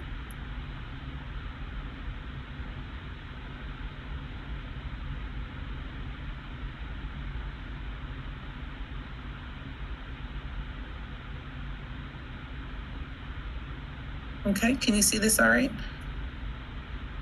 I can make it bigger as well.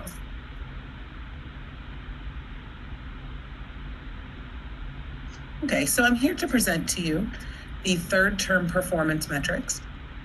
As in the previous two presentations, I'm going to provide a brief overview of some of what we've been seeing at the state level. But we asked basically the same questions for the first, second, and third terms. And so I'm going to give a summary with this presentation, but system level responses are available in the very large spreadsheet, which hopefully you all have received. And we did make a better effort to have that optimized for printing for board members and for the public. Thank you to our graphics division, or communications division here at Msde, because I certainly am not very good at printing things. So hopefully it's more legible than last time. But again, I ask that if you have any questions about a specific data point or a specific system, to refer first to that large spreadsheet that has the individual questions and answers for every system in the state, as well as many more data points than what I'm presenting here. But first, as before, I'm going to talk about student attendance and show you an analysis of student course grades. We're going to talk about student learning modes, teacher location, and student choice, which are 2 new data points that we've collected for the 3rd term, and then give you some information about some narrative responses. Just as a reminder, the 3rd term for school systems lasted from approximately the end of January to the beginning of April.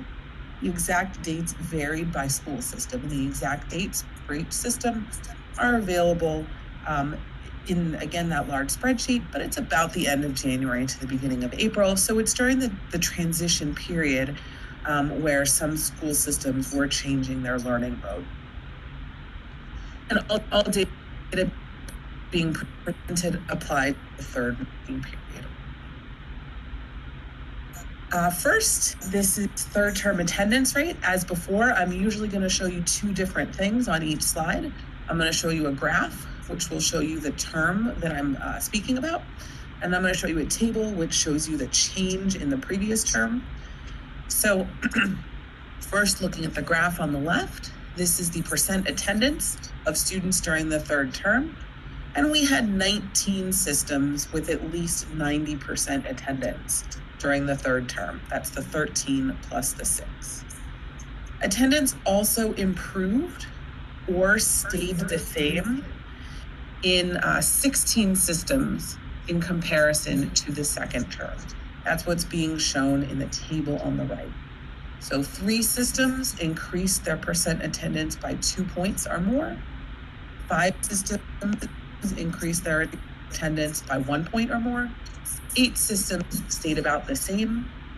And then the last 2 rows in the table, 5 systems went down by about a point, and 3 systems went down by about 2 points. Again, these are small amounts. We did see 16 systems have improved attendance, or attendance that was about the same between the 2nd and 3rd term. Looking at attendance by student group, this first slide is student service group. You see a couple of things. First, the orange bar represents all students. We can see that attendance for English learners, that's the blue, students with disabilities, that's the purple, and economically disadvantaged students, that's the gray.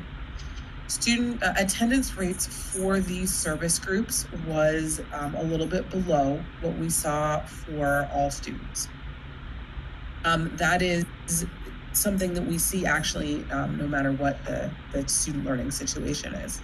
We see that in previous years as well. But I also want to draw your attention to the improvement or stayed the same numbers which are shown in the graph, in the table, excuse me. So while attendance for these service groups was a little bit below attendance for all students, we see many systems where these numbers have improved between the 2nd and 3rd term. For English learners, attendance improved in 12 systems between the 2nd and 3rd term. That's the 8 plus the 4 shown in the table, and stayed the same in a further 6 systems. For students with disabilities, attendance improved in 14 systems and stayed the same in an additional 4. And for economically disadvantaged students, attendance improved in 11 systems and stayed the same in an additional 4. So while we are seeing slightly lower attendance rates for these service groups, we are also seeing many more systems where those numbers are improving between the 2nd and 3rd term. Dr. Shaw, can you offer any color in terms of those systems where we see decreases? I cannot. These are just the total numbers. They are depending on the service group, there's between 6 and 9 systems where we do see decreases. Which systems those are, again, I don't have individual system data points here, but the exact numbers per system are in the big spreadsheet. I will say that we do, even in the course of a quote unquote normal year, a non-pandemic school year, there are small fluctuations in attendance rates across from term to term.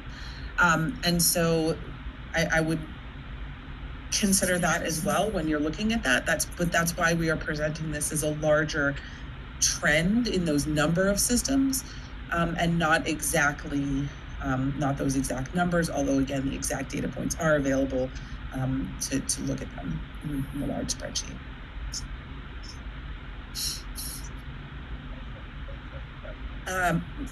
On slide 5, you see the same information, but shown by race ethnicity.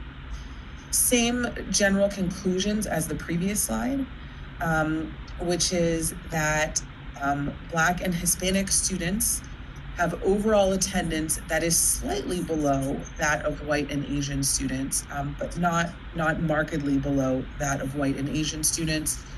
You also see that attendance rates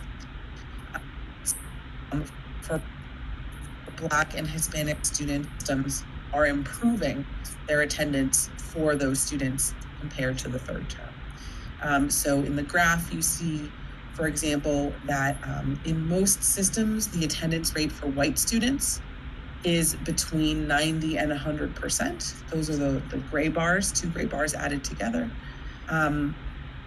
So you have in 22 systems, attendance is at least 90% for white students. In 16 systems, attendance is at least 90% for Hispanic students. And in 14 systems, attendance is at least 90% for Black students. So again, the attendance rate for Black and Hispanic students is slightly below what we're seeing for white and Asian students. But if you look at the table below the chart, it shows you that in 9 systems, attendance for Black students has improved, and an additional 5 stayed the same. In 13 systems, attendance for Hispanic students has improved, and an additional 3, it stayed the same. Those are larger improvements, or it has improved in more systems compared to Asian and white students. So similar to what we saw with the student service groups. Finally, we compare third-term attendance rates by gender, and here we see no real, no substantial difference between the attendance rates of male or female students, and also no substantial difference in the number of systems that are improving attendance for either male or female students. In both cases, regardless of gender, attendance is about the same during the third term and has improved for both genders between the second and third term. Finally, in terms of student attendance, we ask school systems about the percent of their enrolled students with whom they have had no contact. As with the second term, those numbers are extremely small. So in 18 school systems, I'm looking at the graph, in 19 school systems, the percent of students with whom school systems have had no contact is less than 1%. 10 systems, they reported having no students, or basically no students, and in additional 9 systems, fewer than 1% of their students. And those numbers have not changed substantially since the second term. In 22 out of 24 systems, there's been no change in this very small number of students with whom there has been no contact. Next, I'd like to move on to a comparison of student course grades between the second and third term. What I'm showing you here is the second term compared to the third term. So the second term numbers you actually saw before. And what's being shown is the percent of students who failed a course. So I'm going to start with the very first bar on the left. During the second term, this is middle school English. During the second term, there were 9 systems where 20% or more students failed middle school English last term. It's the red bar. Last term, there were 10 systems where between 10 and 19% of the students failed their middle school English class last term. Last term, the yellow bar, there were 5 systems where between 5 and 9% of the students failed middle school English. Compare that to the second bar. This is the exact same numbers, but now for the third term. And you'll see that the numbers are just about the same. So in last term, 9 systems, the fail rate was 20% or more. This term, there were 12 systems where the fail rate was 20% or more. Last term, there were 10 systems where the fail rate was 10 to 19%. That's the orange bar. This term, there were 9 systems where the fail rate was 10 to 19%. Again, that's the orange bar. So comparing red to red, orange to orange, yellow to yellow. So that's how to read this table. The first bar is the second term. The next bar is the third term. So what you can see just comparing the colors across English to English, math to math, science to science, and social studies to social studies, is that the fail rate, the percent of students who failed last term and who failed their course this term, really has not substantially changed between last term and this term. Here's the graph for middle school. Same thing for high school, where you can see that, again, the colors, the size of the colors, not really changing between the second term and third term. What is not included here is the fail rate for this same time period last year. The reason for that is because at this same time period last year, during the third term last year, that is when the school closures for the pandemic were first happening. And so it's not a good comparison to compare third term this year to third term last year, because it was not business as usual at the third term last year. But what you can imply or infer based on these graphs and based on what we saw last time is that first, the failure rates, while attendance has improved, the failure rates, the course grades, haven't really changed that much from second term to third term, and that also these are substantially higher than the failure rates in a typical non-pandemic year. Here are excuse me, Dr. Shaw. Yes. Excuse me, Dr. Shaw. I'm sorry. See, you said that we really shouldn't compare this year's third term with last year's third term. How about this year's second term with last year's second term? So this year's second term to last year's second term was presented at the I believe it was the March board meeting, whenever I last spoke to you here. But so that was shown very much, because last year's second term was quote unquote business as usual. It was pre-pandemic. And this year's second term was very much during the pandemic. And we did see that the failure rates in comparison this year to last year, the failure rates for this year were substantially larger in almost every system compared to last year. And again, that information was presented, I believe that was March, and that was presented in much more detail at that time as well. And so that information is a very fair comparison, and that was presented at the previous meeting. Thank you for the question. Yep.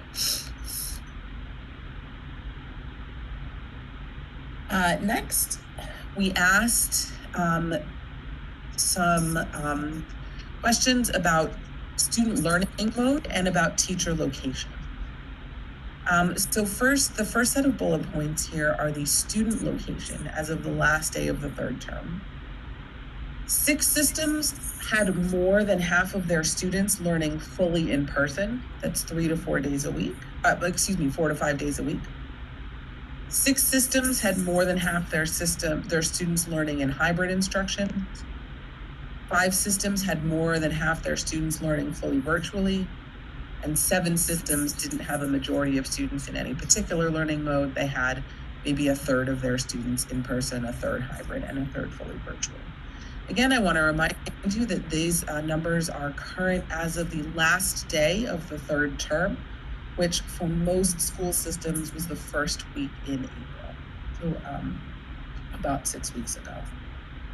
We also asked about the teacher location. 23 systems reported that most teachers were in the same physical location, the same room as their in-person students.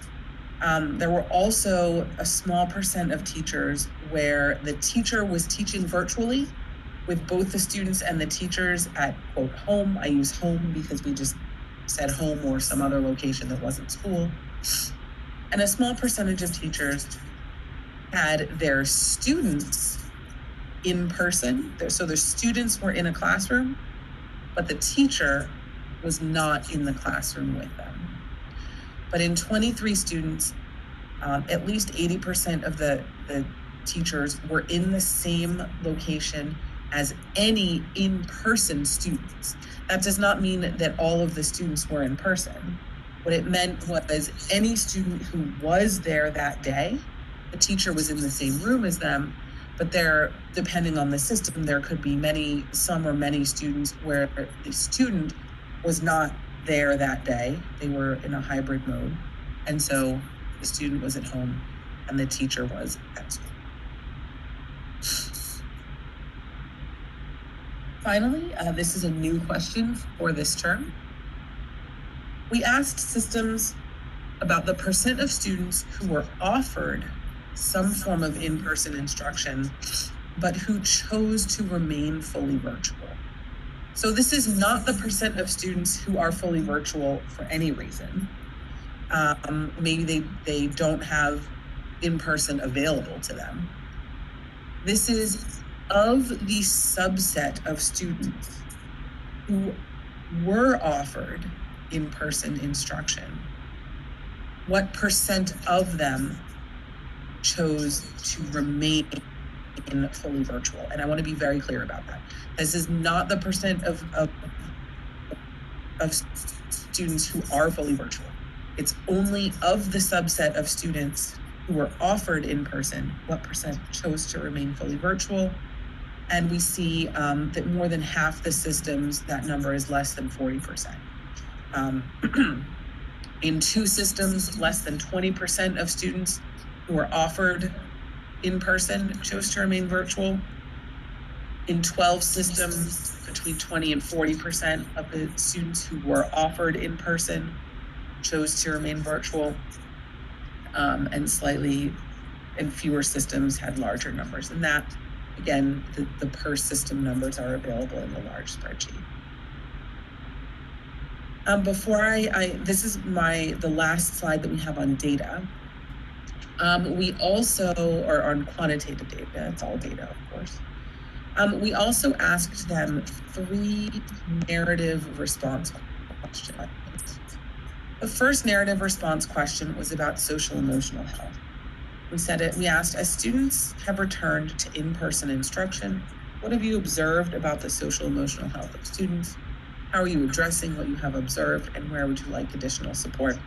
I'm not going to read through exactly what is on the slide for you, because you're welcome to do that yourself. But again, this is a summary of the school system responses. And in general, of course, noticed that across the state, students there is a greater need for social emotional supports and supports for social emotional health, which ties in with the initiative that Ms. Gable was speaking and Dr. Salmon were speaking about previous to the break. We also asked them 2 questions about extended learning opportunities. The first is whether the school system was planning on providing extended day instruction during the 4th term. So we're now in the 4th term, and asked whether the system is now doing some kind of extended learning opportunity on top of the traditional school day. And here you have a summary. And finally, we asked, is your school system planning on providing summer learning opportunities, which would take place at the close of the 4th term? Again, you have the information in front of you, so you can see what school systems are planning to do. And I also, if there are no questions on this, I'd like to invite Dr. Williamson to speak a little bit more about this on the instructional side of things. Dr. Shaw, I just have one question.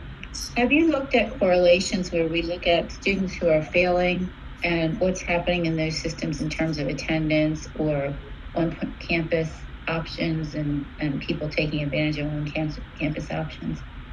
Yes, so we,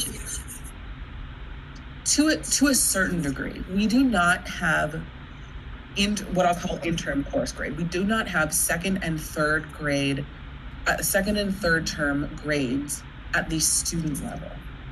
So at the second and third term level, we can't look at one particular student and say this student's course grades were this student's attendance were this, and we also don't know whether the student, we know what school they went to, but we don't know whether, for example, that student chose to remain fully virtual or was engaged in a hybrid or full in person.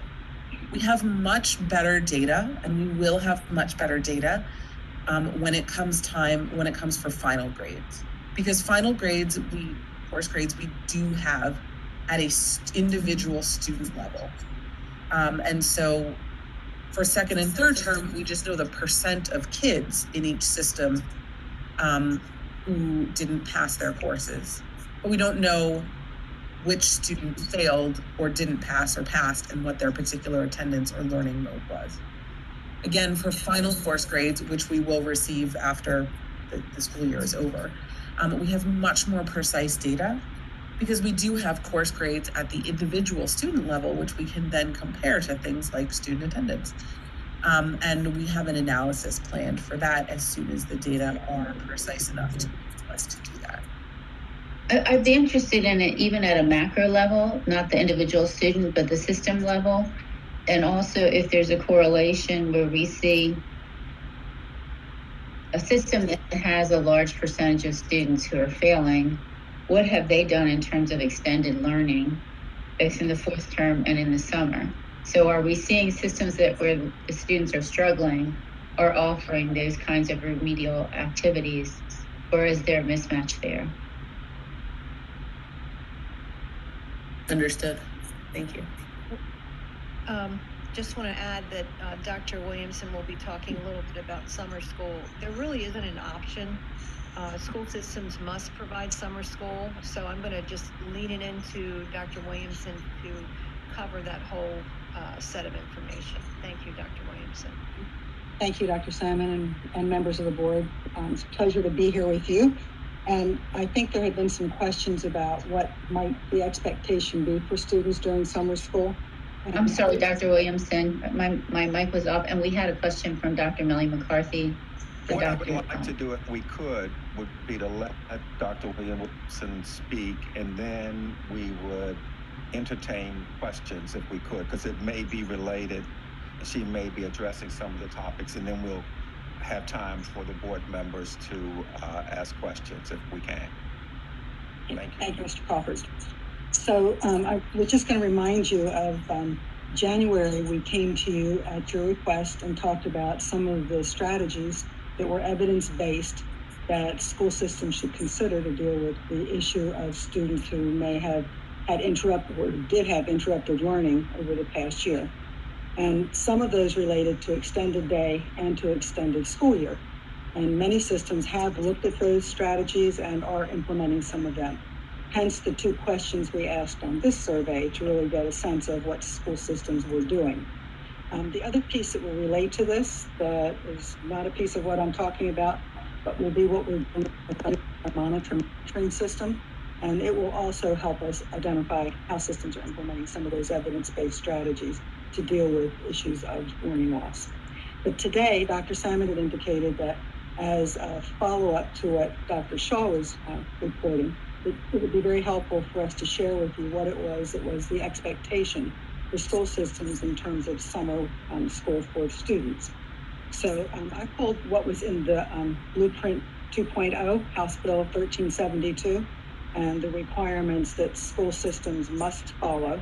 And we have bulleted those for our school system superintendents and I'll be sharing them with assistant superintendents tomorrow to help support what they are already planning. And Dara, I think you have that handout, so if you just pull that up. I'm not going to read this whole thing to you, and I'd certainly be willing if you can make it bigger, please. I just wanted to go through a couple of the things that were on there. But you'll notice in this bill, it says that we can start with pre-kindergarten students who are going to be kindergarten. And I did want to share with you that through our pre-kindergarten enhancement grant, each local school system has funding to be able to offer a summer program of however many weeks they decide to students who were identified for pre-kindergarten this year, who may or may not have been able to access those services, because most of them did not access them virtually. So that's one piece that's in place. Then you'll notice it also says that you should be able to serve students all the way up through the grades. And then it indicates daily academic instruction in reading and or math, or both, that's aligned with county boards or public school curriculum. So it's looking for an implementation of some kind of support for students in the area of reading or math, limiting the number of students assigned to a teacher, suggesting that you don't have a full class of students, obviously, that we're looking at those smaller groups, something that we talked about back in January, that the most success was with small groups of students, 8 to 10 students at most with a teacher. Then it talks about establishing partnerships. And so what I already have seen occurring is what we've looked at in some of the programs that are being developed, is that school systems have already developed partnerships with their Parks and Rec group or their libraries or another group within the system, YMCAs, and they are planning things that they might be providing reading and math support in the morning, and then partnering to have something in the afternoon where students have opportunities to apply some of the skills that they've learned, or to learn things about environmental literacy, or about some of the historical factors in their communities and field trips, etc., that they get to do. That's another piece of this. Then you'll notice that it says, and I underlined the word shall. You shall incorporate the county's program for free. So they're going to provide food service for students. They're also going to provide transportation. Then you may offer incentive pay for teachers and other school employees. And that's because we want to make sure that we're providing incentives for teachers to want to be at school. We all know that we have really burned out our teachers over this school year, especially if they're teaching in a hybrid environment. And we really do need teachers to be working with us. But we also know that there are some college level students. We have a couple of colleges that have already said they would like to partner with school systems, and some have agreed to do that, so that they can provide supports to students, and they'll come in and help work with students in the summer program. It indicates that we may provide incentive pay for students. These funds can be used for that, and these are all of our different ESSER dollars. And those might be students who are participating in their training, apprenticeship programs, who are employed over the summer as a part of the school system and encouraging them to build their skills. So that comes through our CTE program primarily. You go on, you'll see that it indicates you must administer assessment. If you'll roll that up a little bit there, administer assessments at the beginning of your program and at the end of the program, because a lot of this data, all this data, is going to be reported to the AIB, the Accountability and Implementation Board, as well as we'll be collecting this data. We're going to be collecting the same data about how our students perform during the summer program. It says that we need to evaluate the effectiveness of the summer school program. So that's another component that school systems have to deal with. And then it adds on some other pieces. It really encourages project-based learning and hands-on learning or individualized instruction. Dara just passed to us over the past week a meta-analysis of summer programs, looking at the kinds of things that really were most effective. And it's back to what we were sharing with you back in January. Acceleration of programs, really building on what skills students have or are going to need for what they're going to be learning, not remediation and paper pencil activities or just rote learning activities. It's really helping students to use some of their other skills. And especially in the area of math, they've been seeing great gains when it's been really more of the project-oriented application of those skills. And then if you continue to scroll, okay, cannot charge fees for students. That's another thing that we used to do, by the way. In the past, we have charged for students taking some recovery classes. We cannot charge for any recovery classes that students are taking. And we do have plenty of dollars to help students access those programs if they need them. And if you look through what Dara shared with you about the compilation of the data, many school systems, almost all of the school systems, are offering to their high school students. Are we going to be able to find the support and the staff to offer to elementary and middle school students? I think that's going to be critical. If you keep going, you'll see that it says that we're going to be providing this information. They have to report to the General Assembly, the Legislative Policy Board, the Accountability Board. And then here's what they have to report. How many students the county board served through their program, the structure of the program, including the number of hours of instruction provided each day, how instruction was delivered, and partnerships established to enhance the summer school program. That all has to be reported to the AIB and to us. The method the county board used to identify students with the greatest learning loss, so we're going to have to report on that, the budget and expenditures, and the outcomes of the program for students, including academic progress and outcomes. And when I saw that, I turned to Dara Shaw and said, can your office come up with some supports for the school systems? So one of the things we shared with superintendents were some questions that Dara helped establish, some think abouts. When you're looking at your implementation or your outcomes, why don't you consider this? And so Dara, you want to talk about what that is right now? You want to scroll up, they're right there. Or I have them and I can read them. Yes, sorry, I was looking for my unmute button. Oh, okay. Yes, so this is part of a general supporting document that we provided to local school systems to say that the way that you need to evaluate your summer program is you collect data on the implementation and outcomes of the summer program, and then compare that data with program goals. So here are some implementation questions that we offered them. Again, this is very general, but how many days per week or hours per day was the program offered? How does that compare to the time the program was meant to be offered? Were teachers or instructors provided with training? How does that compare with the training that was planned? What instructional or other program materials were available, and were they available on the timeline needed? How many students participated? What was the attendance? Were instructors implementing the program as it was intended? And then a couple outcome questions. Basically, how did the students change on the measure of interest between the beginning of the program before they started and the conclusion of the program? Now, these are very broad evaluation questions, but as Dr. Williamson mentioned, we've also created a template, a reporting template that has very specific information that the school systems can fill in that fulfills the requirements of the blueprint and allows school systems to report on those required elements, which I've scrolled back up to here, allows school systems to report on these required elements in a uniform way. Again, this report goes to the Legislative Policy Committee of the General Assembly. So this is not this information, it doesn't get reported through or to MSDE in any sort of required way.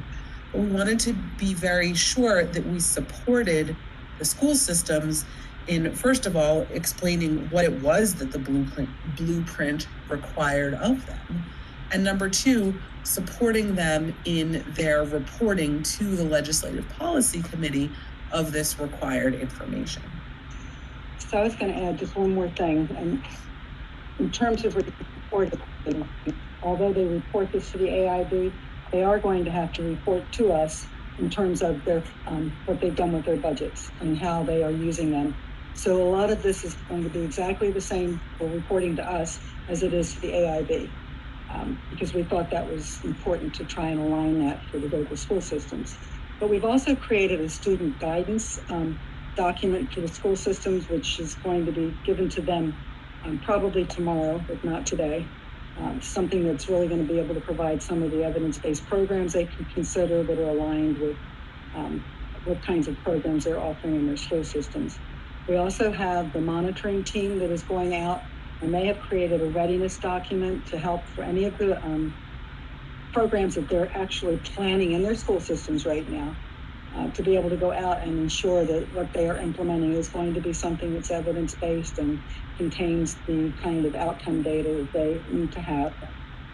And then DARA is going to be providing some support to the assistant superintendents in 2 weeks, I believe, a training session on using the template and how they are going to be able to align that so that they make sure that as their programs begin, they are looking at the data in a way that it's going to be helpful to them so that they can record it, but so that they're also collecting good data. So with that, now I think we can open it up for any questions that you might have about any of the data that Dara shared, or any other questions that you have, or if Dr. Salmon wants to say anything first. Great. Well, what we'll do is we'll start here with members here at MSDE, and then we'll go virtual. Senator Bates has had a question. Thank you. I'm looking on the third term attendance rates by service group, and I looking at the idea that is here about decreasing by approximately 1 or 2 percentage points. Do we have any idea what might have happened to those students with the decrease? I've heard reports from people that they pulled their children out of school, put them in private schools because they wanted them in school. Do we have any other than anecdotal data to show what's happened to those students with the declines? I think it has been more anecdotal, although Dara's been in direct contact with some of the systems, but I think we saw about 3,500 students missing. And I don't think we know what happened to those students, but I do know that school systems have really tried to reach out. And every time we go and visit, we ask that question, and they have tried to reach out to find some of these students. But I'll kick it back to either Dr. Williamson or Dr. Shaw because they may have more information. I do not, but I'm hoping that when we meet with the assistant superintendents and we have some opportunity for some discussion, that we'll be able to get something, but it's still going to be anecdotal at that point. And I think Dara mentioned that at the end of all of this, we think we can collect some better data. Is that what you said, Dara? Yeah, so two questions. First, to directly answer the question, no, we have the same data that you are looking at on the large spreadsheet. Every time we collect these metrics, we collect the quantitative number and don't ask for a narrative on every single data point. So we have what you are looking at. But we will also, that's right, once we have individual students' data, we will also be able to have a more detailed analysis. But remember, again, that analysis will be entirely quantitative. It will not have, I think, the kind of context that you are looking for in terms of a statewide trend on exactly what is happening with this student or with this student. That is information that we know that our locals are being very careful to track, but we only have the large statewide aggregates that you're looking at right here. Right, I'm really more concerned about students that are totally lost to education. Where I know some parents do have choices and have made the choice of putting them in private so they can have full-time or close to full-time. But I'm equally concerned about the children that are just not getting it at all.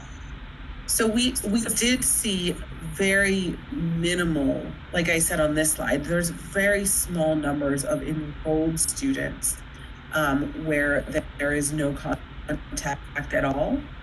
And that number has not gotten any bigger or smaller since the last term. These are the percent of enrolled students with no contact. We don't have the counterfactual to this because once a student becomes officially unenrolled, they are no longer in our system, and so they are unenrolled from us.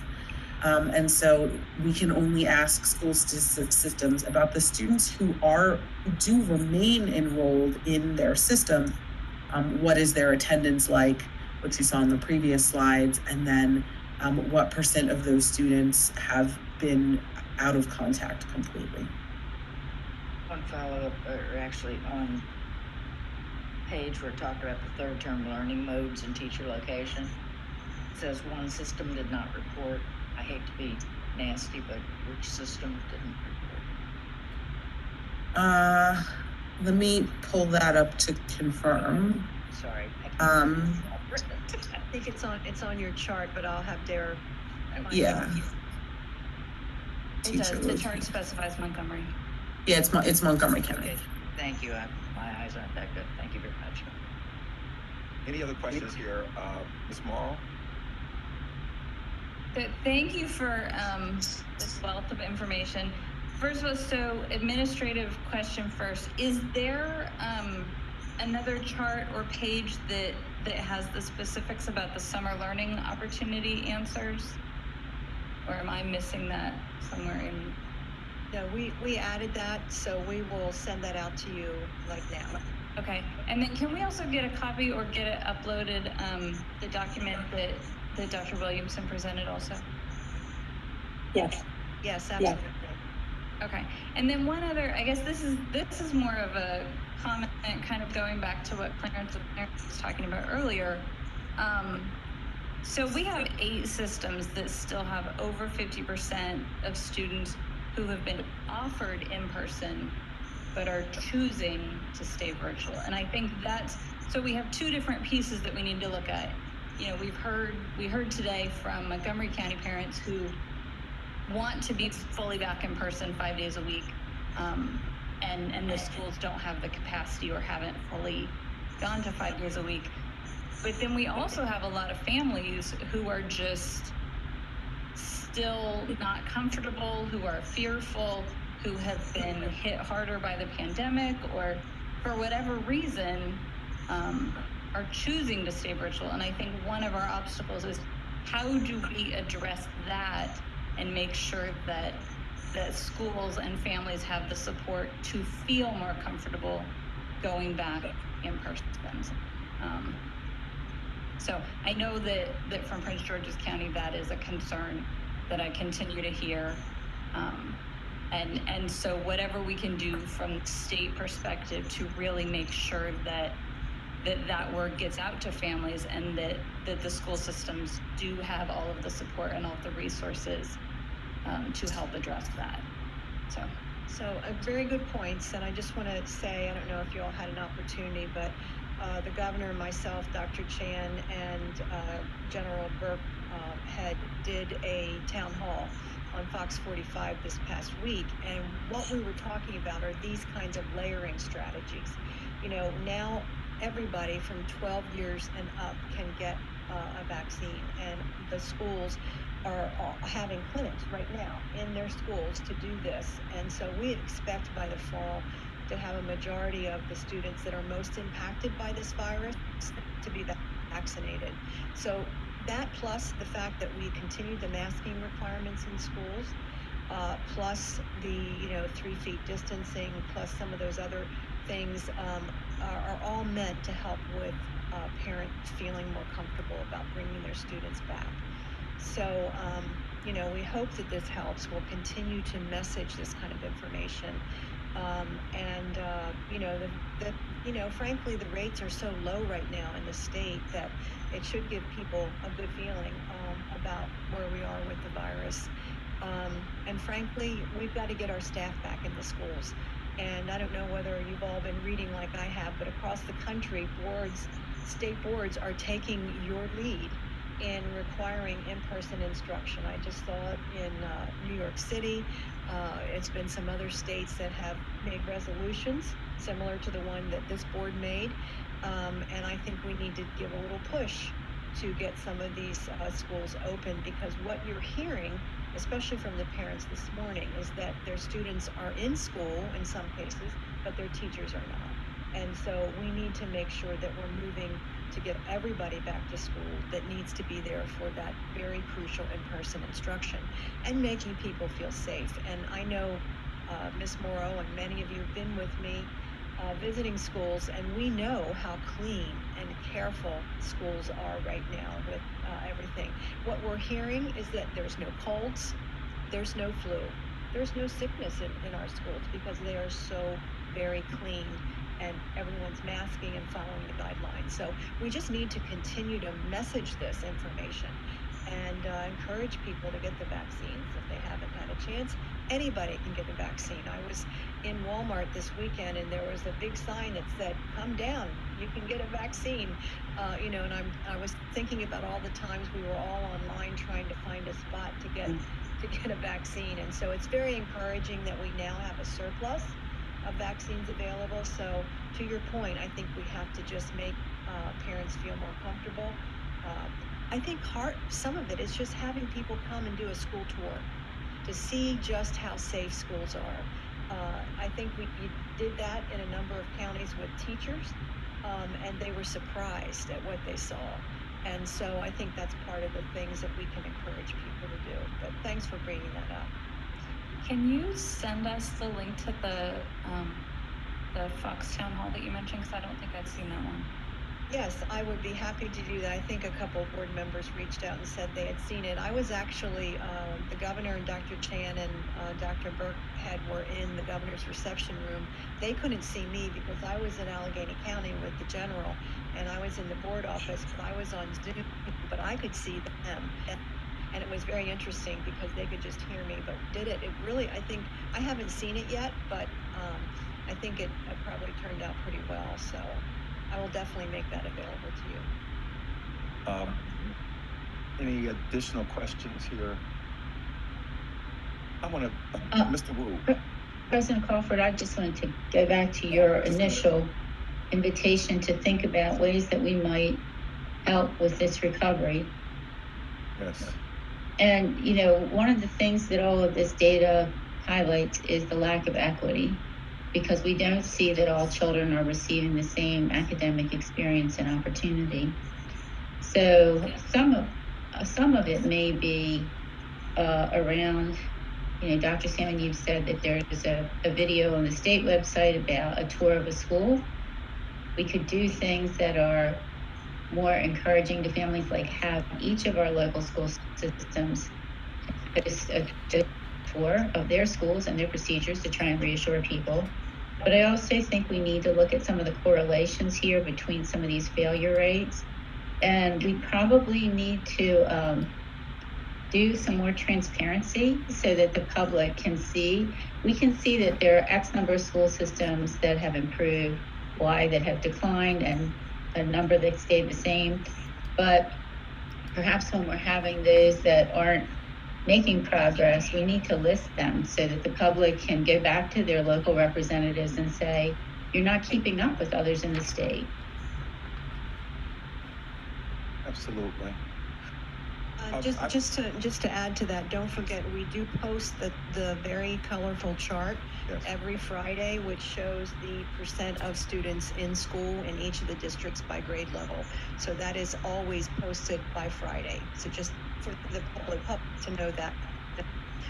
That's where to go and look and see what the status is of your school system. Okay. I want to turn to Mr. Wu. So on page 13, there's a very broadly stated statement that there was more positive academic and social emotional outcomes in-person learning when compared to fully virtual instruction. And I'm just wondering if we can get a little more specifics on how exactly we measured these social emotional outcomes. How do we quantify that data? I assume it would be more anecdotal evidence. I'm going to turn that back to Dr. Shaw because she's the one that actually reviewed that information.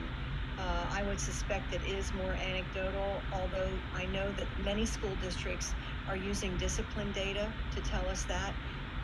For example, I'm hearing reports that there's very little discipline problems in the school right now. But we also have upticks in the number of referrals for the school psychologists or the counselors.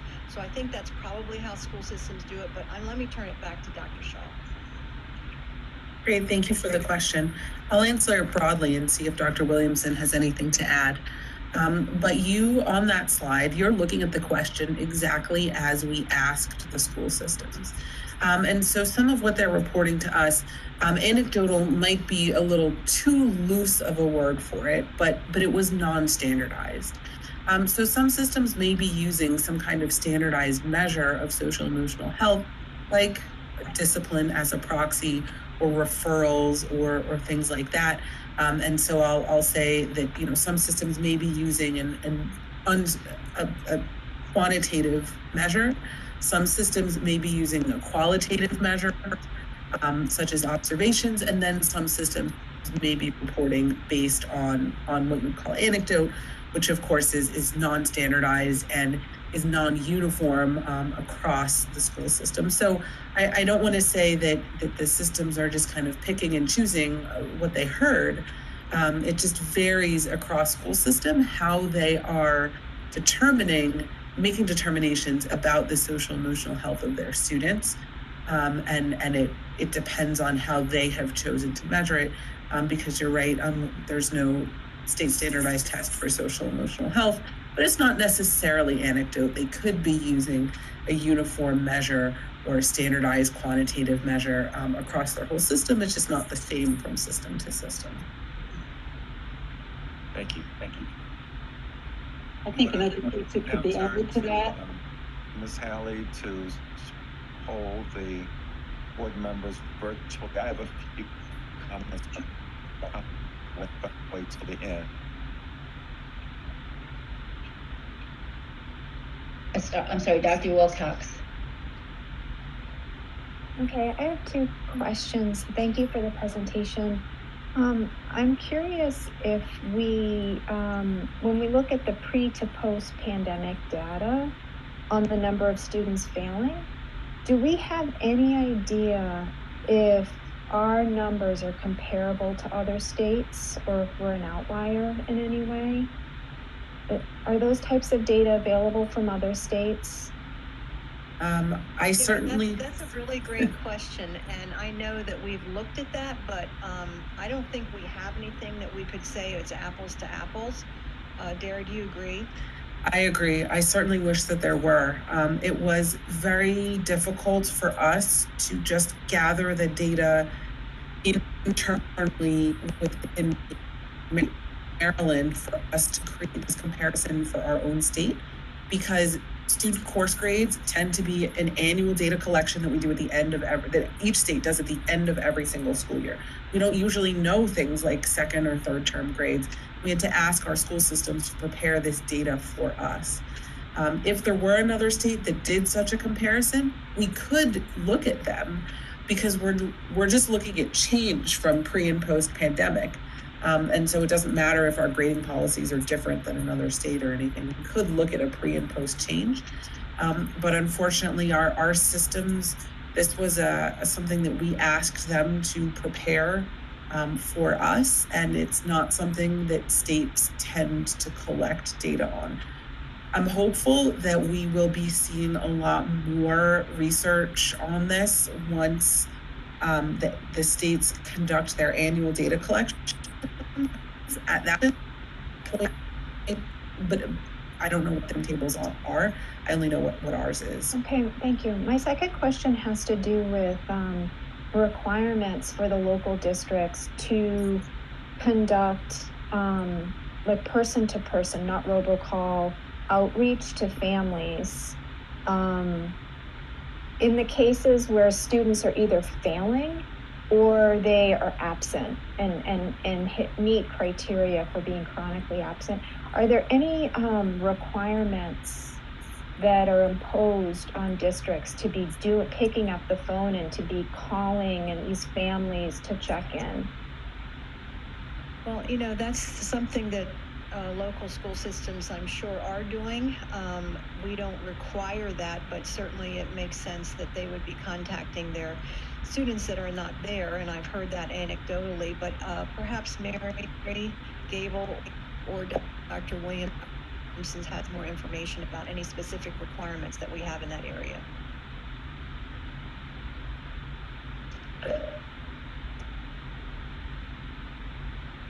Dr. Williamson, you're on mute. I was just saying that I had that requirement when I was in Queen Anne's that our counselors would call, and I'm sure that other school systems do, but Mary may have more specifics since she works with the counselors. And I would love, can you just please repeat? I was working on something. Please repeat that question. I'm sorry, Dr. Simon. Sorry, Mary, no problem. Dr. Wilcox, do you mind repeating it for Mary? I want to make sure that I don't get it wrong.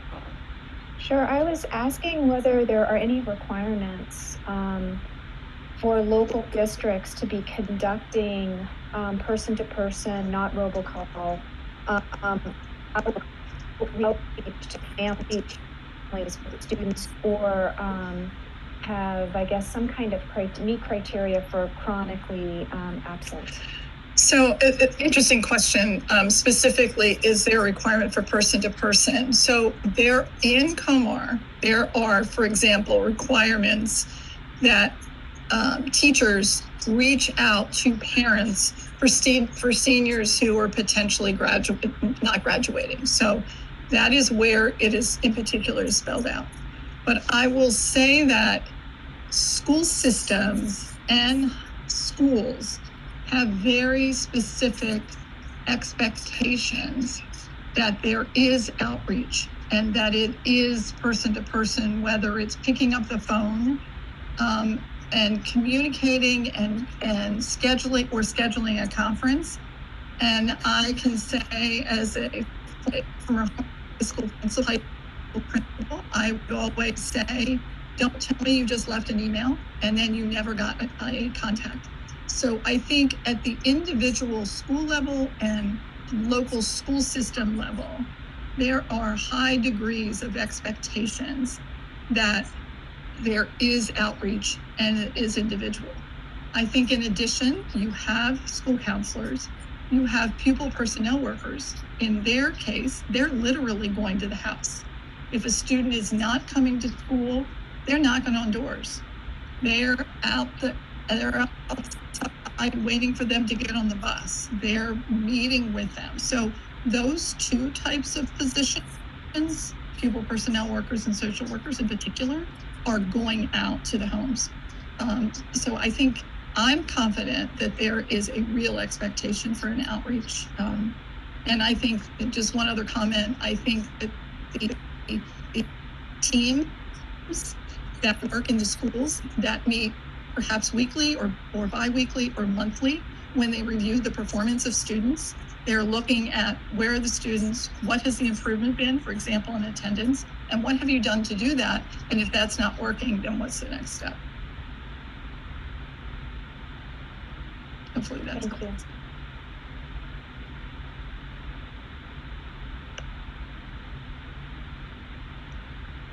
Dr. Salmon, for the viewers, could you clarify where they might find that information that's updated every Friday on the website? It's right on the home page, and it's right in the center, and it's like the first bullet that says status of school openings. Ms. Morrow has a question. So not so much a question, but I was just going to follow up with Holly's question. I can speak. So as a parent PGCPS, I know that they are definitely doing a lot of that follow-up from teachers. And then President Crawford and I also were involved in a meeting with some of the community partners that Prince George's County has partnered with, a Community Youth Advance. Yes. And the Latin Area Youth Center, where they're actually using community partners to help do some of that outreach and connect with families as well. So I do know that some of that is going on. Yeah, we also have, remember the innovative program that Worcester County is developing with the $1 million grant, which is to get the big vans, and they're going to outfit them to go out in the communities to reach to the populations that are hard to reach. So that's going on. And then I do know in Somerset and some of the other counties on the shore that they, early in the pandemic, were out knocking on doors, trying their students to determine if they had moved or whatever. So many of our districts are doing some innovative things, I think, to find their students. I just have a couple of questions. One, I want to first compliment you on the report. It's a report of this nature. One of the things that it does is it causes you to think and ask questions. Building on something that Ms. Morrow said about looking at the school systems where students were offered in person but did not. When we look at this issue of the school systems that are where we have large numbers of virtual students, I know Dr. Shaw is going to cringe at what I'm going to say, but sort of using a crude correlation, it looked like the school systems that had higher virtual also seem to have higher numbers of failing students. Now, I know that that's not probably, we can't draw a real statistical correlation, but you can sort of draw an inference from that. So my question is, what should we be doing as the board? So we've got situations where the parents reported today and in the past that they are on a waiting list. So we got some locations, parents wanting to get kids into school, but the schools, for whatever reason, don't seem to have the capacity. We have other systems where it seems like they have offered the opportunity for parents to return, but for any number of reasons, they're not. And my question is that we look at this as a board, what should we be doing? Should we be disaggregating this and having conversations? For example, the school systems that have offered the return and parents haven't come back. Should we be asking the school systems to tell us what they've learned from the parents? And then what are they actually doing to get the children back in school in September? You know, are they, maybe have them come in with their partners from the county, but I'm just, I guess just too old. I'm just a little bit suspicious concerned that the behaviors that we see today may not change greatly by the fall, if just left to their own. So should we be proactively asking them to come in and with a plan? This is what are they doing? What can we do to help? Do they need? Can other? Can they reach out to?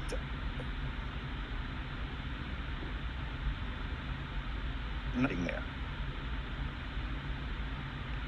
But not just sit there and just because we have vaccines. So, you know, maybe. So that's one issue that I want to put out there. The second issue is around the effectiveness of the extended learning opportunities. Again, you guys can tell me I'm totally all wet on this, that's fine. To what extent do we really know whether the local systems are actually implementing with fidelity these proven initiatives? And then the second question I have, and I would ask Dr. Shaw to think about this, is I didn't really get an effectiveness. I know you're doing the best you got, and so it's not a criticism of you. Can we look at some kind of an effectiveness? For example, we see that 12 systems have students, 20% of students failed.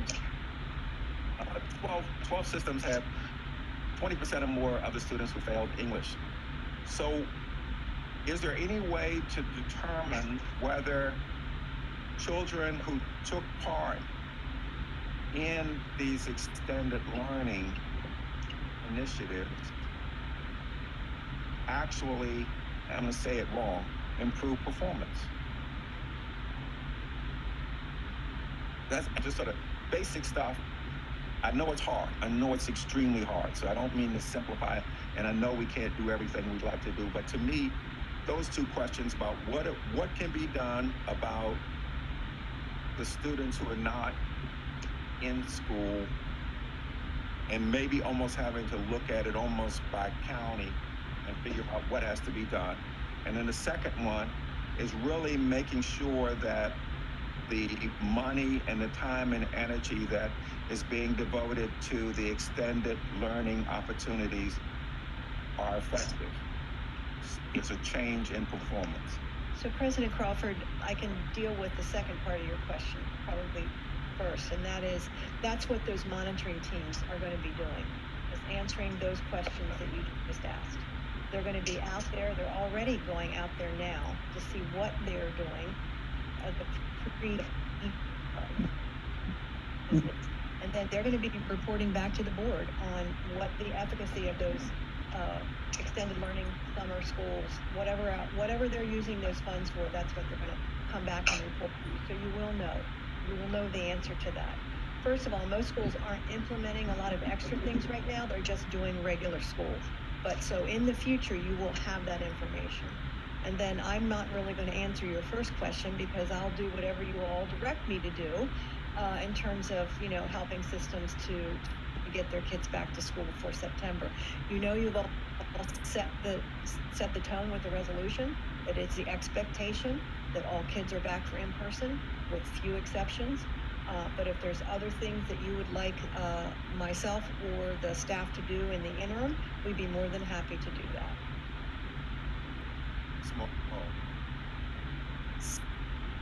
So I guess two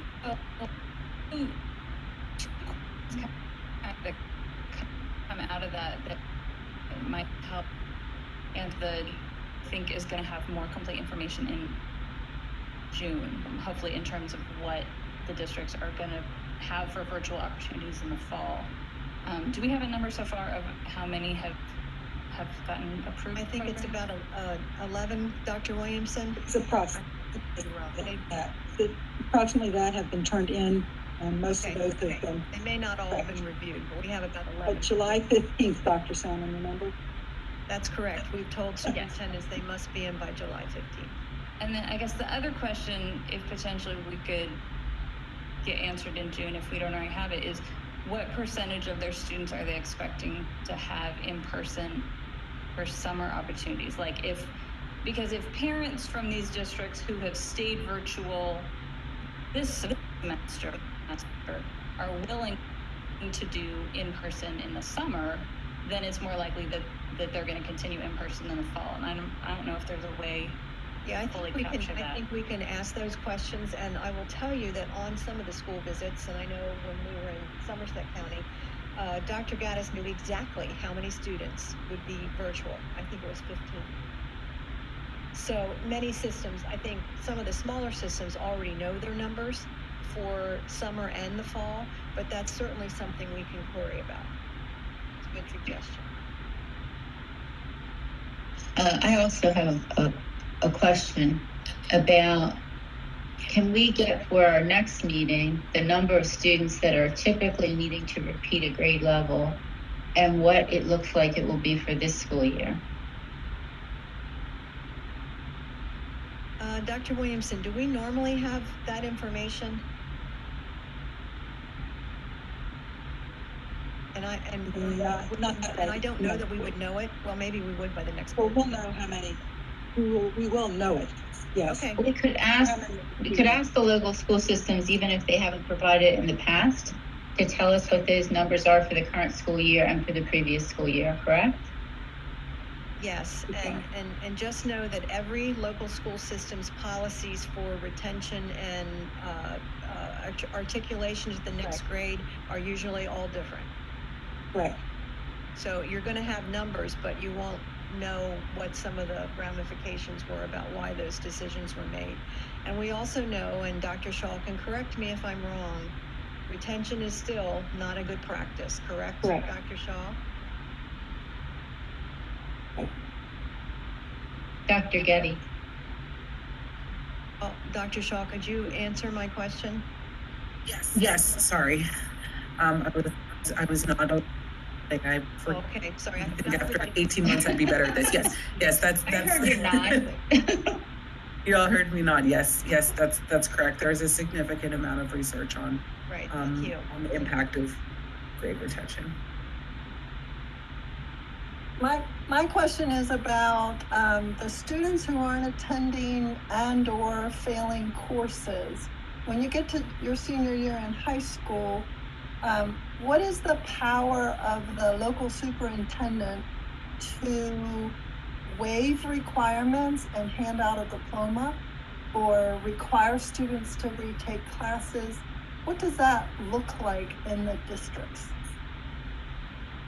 So local school systems can waive some of the requirements, usually it should be more again of an exception and some incredibly extenuating circumstance. But we have had those requests before. And so, compared to other years, do you have any sense of the volume or the increase in those waivers this year? No, we would not have them at this point. So it has to come to you for a final say-so or not? Mary, can you help me on that one? Absolutely. So the local superintendents can waive local graduation credits that they add on to the state. So the state right now is 21 credits.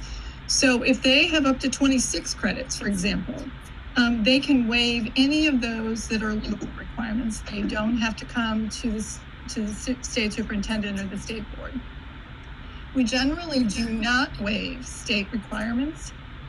The COMAR regulation had more to deal with waiving, for some reason, the assessment requirement, but you've already waived that. So we are not dealing with the assessment requirements. And we've waived service learning, for example, for seniors who are graduating. So for the most part, I think that one, we have not, generally do not look to waive any. For example, students need 4 credits of English to graduate. There's no waiver for that. And the student, every high school principal and every parent is trying to do on-time graduation. In order to do that, the student meets the graduation requirements. Also, another thing that's come before you is CTE requirements, that maybe students didn't get the hours in, but they're meeting other requirements. And so given that they've met the credits and met,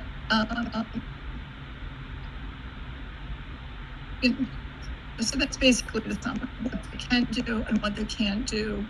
So Dr. said, things would come in late, a little bit later, but it's usually assessment related, and we don't really have that this year because of other waivers that you've already done. And Mary, thank you for that explanation, but I'm just reflecting right now, and I think I've only remember having to do that one time in the last 5 years. So it is not something that is very frequent, to give you an idea, Dr. Getty. You're absolutely right. It's rare. Thank you. Dr. Green. Do we have, or is there an established kind of drop dead date that school systems have to tell us one way or another if they are going to comply with our resolution?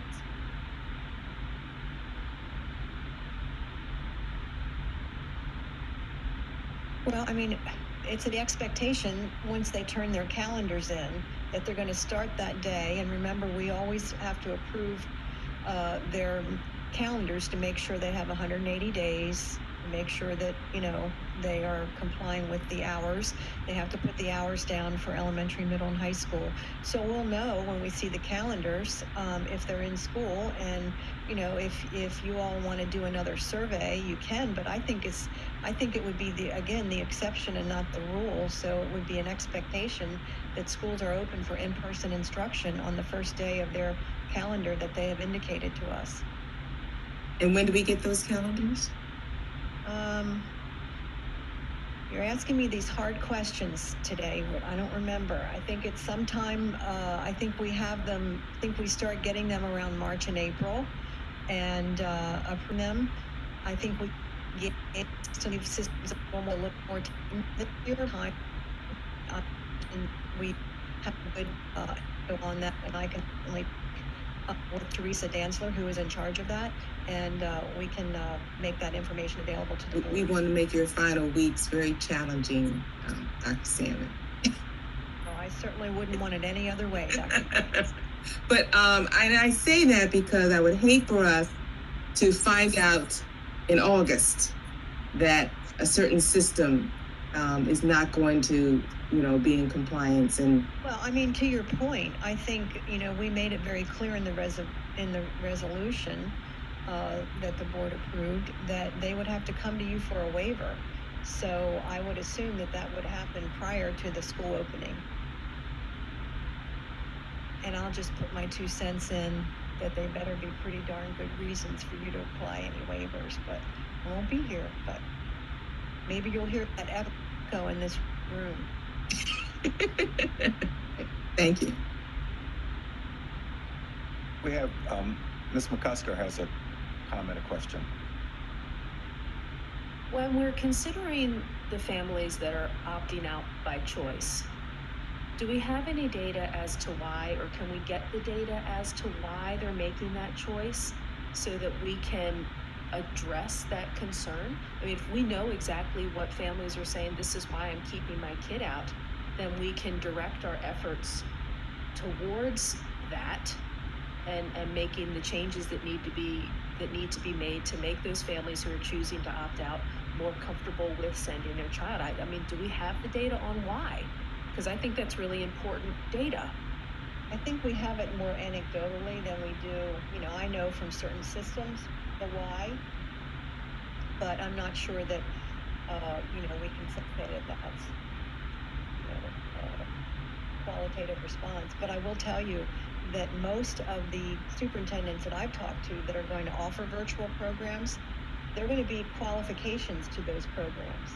And so it's not going to be just because I don't want to send my child back kind of a thing. It's going to be, there is a medical reason, there is a family reason.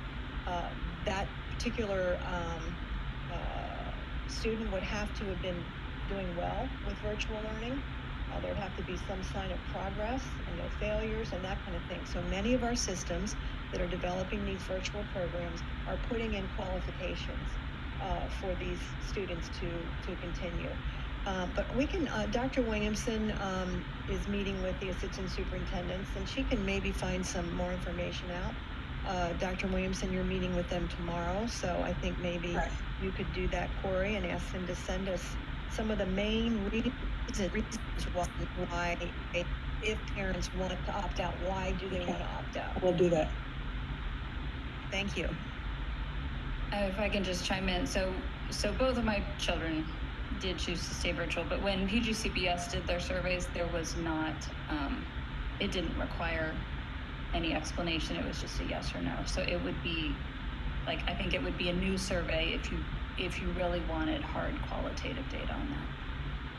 Well, interestingly enough, that's a really good point, and I really appreciate what Ms. McCusker just said, because I think that is really, really critical, and I'm sure they're doing it. I mean, you know, I haven't talked about it recently at our meetings, but I'm sure they are all certainly engaged in trying to get that information.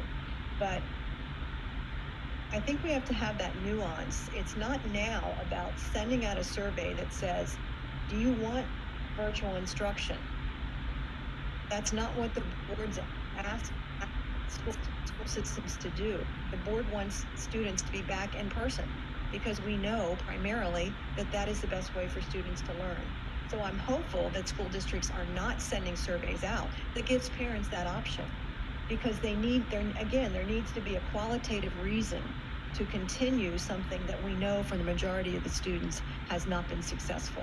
So I just want to put that caveat out. If we get information, we're not encouraging people to make that selection.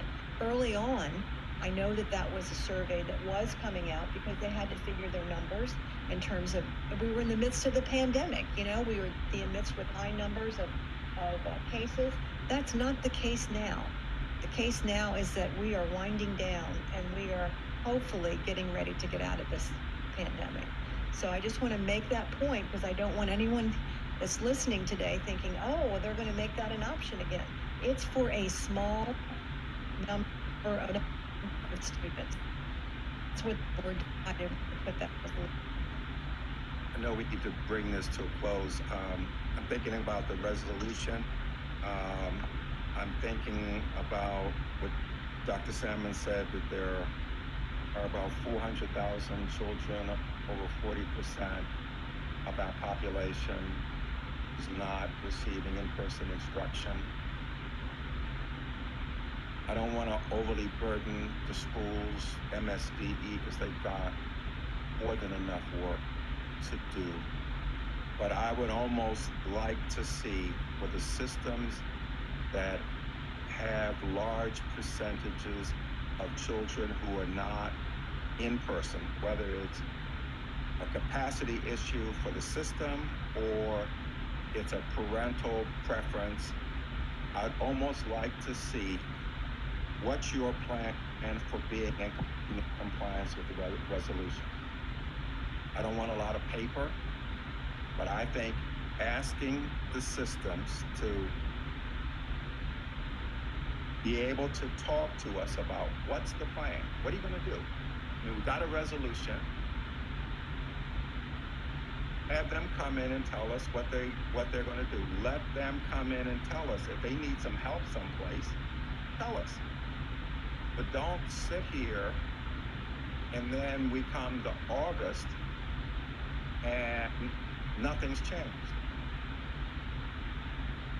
So if the resolution means anything, then let's ask them to tell us how they're going to comply with the resolution. Minimum amount of paper, but be very clear that this is what we expect. It's not a survey to me whether you're going to contact the school or not. What we're interested in is what's your plan for compliance? President Crawford, Dr. Melanie McCarthy has a comment. Yes, please. Thank you. It's a follow-on to yours, and I wanted to bring this up before when we talked about the resolution. But was there a deadline given, Dr. Salmon, for submitting their calendars? And now, with what President Crawford said, presenting a plan, because as you said, President Crawford, we could be up against late August and with no plan, and all of a sudden, can't do it. So I'm wondering if a stringent deadline could be given to school systems so that there's a plan and action put in place. Absolutely. And what I will do is once we get you the information about the calendars, we will come up with maybe a company that send out to each of the school systems to do what President Crawford just suggested. And wouldn't mind even if at some point they would like to come in and talk to us at a board meeting. If the systems wanted to come in and talk, we'd be happy to have them come in and talk. Absolutely. That sounds like a reasonable way to go. Okay. Look at this and figure out what is reasonable. All right. Well, I will try to have that for you by the June board meeting. Okay. Very good. Excellent presentation. It sparked the right kinds of questions. Thank you. So at this time, we're going to go to the task force on achieving academic equity and excellence for Black boys, recommendations in the equity regulation and guideline. I wanted to make sure we got this, because if we didn't get to this, Dr. Green would send me another note. She always sends me notes. Well, Dr. Green can sit back today and kind of enjoy this presentation, because she doesn't have to make it, but she's welcome to chime in anytime. But I am pleased to invite Susan Spinato to take the boards through how we have incorporated the major recommendations of the task force, and you heard those last month, and incorporate those into our existing equity handbook, and also incorporate them into our current equity regulation. And our plan is to present them to you today and get your concurrence on the direction we've taken, and get Dr. Green's blessing. And then we will take them out for some comments and return in June to ask you to look at approving for permission to publish the equity regulation that would then go back through the process. So again, very pleased to invite Susan Spinato, who has been directly involved in the development of the original equity regulation, as well as the equity handbook. So good morning. Is it still morning? Oh, sorry, it's good afternoon. Good afternoon. Susan. Good afternoon. Welcome. Can you see my screen? I'm hoping you can see the screen. Yes? Yes, we can see your desktop. So hopefully we can see the PowerPoint here in a minute. Okay.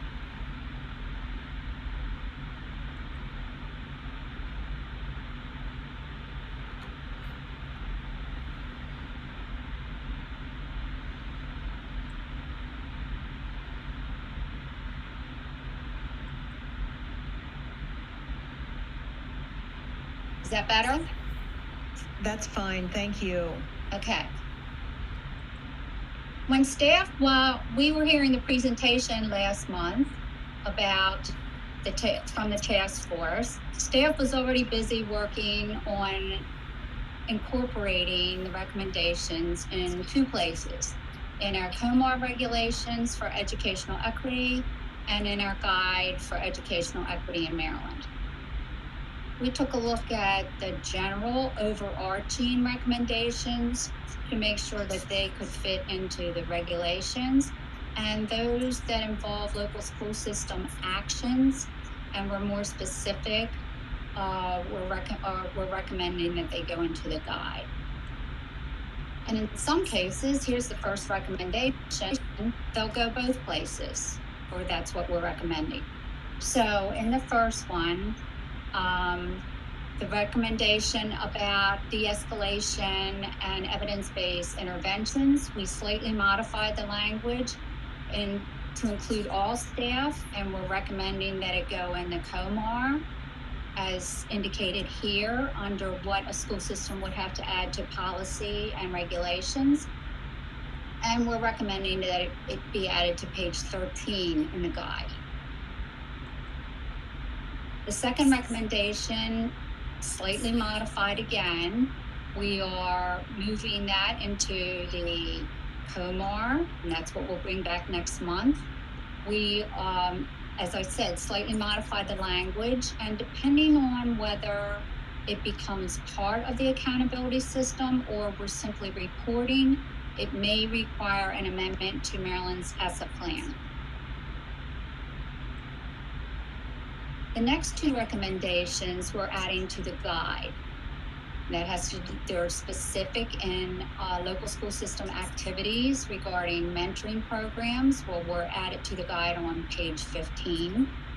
And the rites of passage program, also on page 15, we would add that to the guide.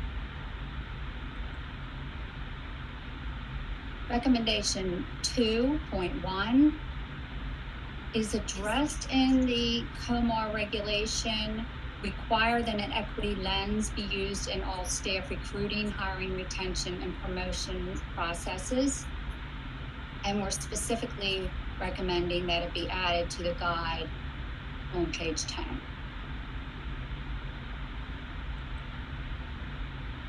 2.2 regarding training for those who are responsible for hiring and promoting.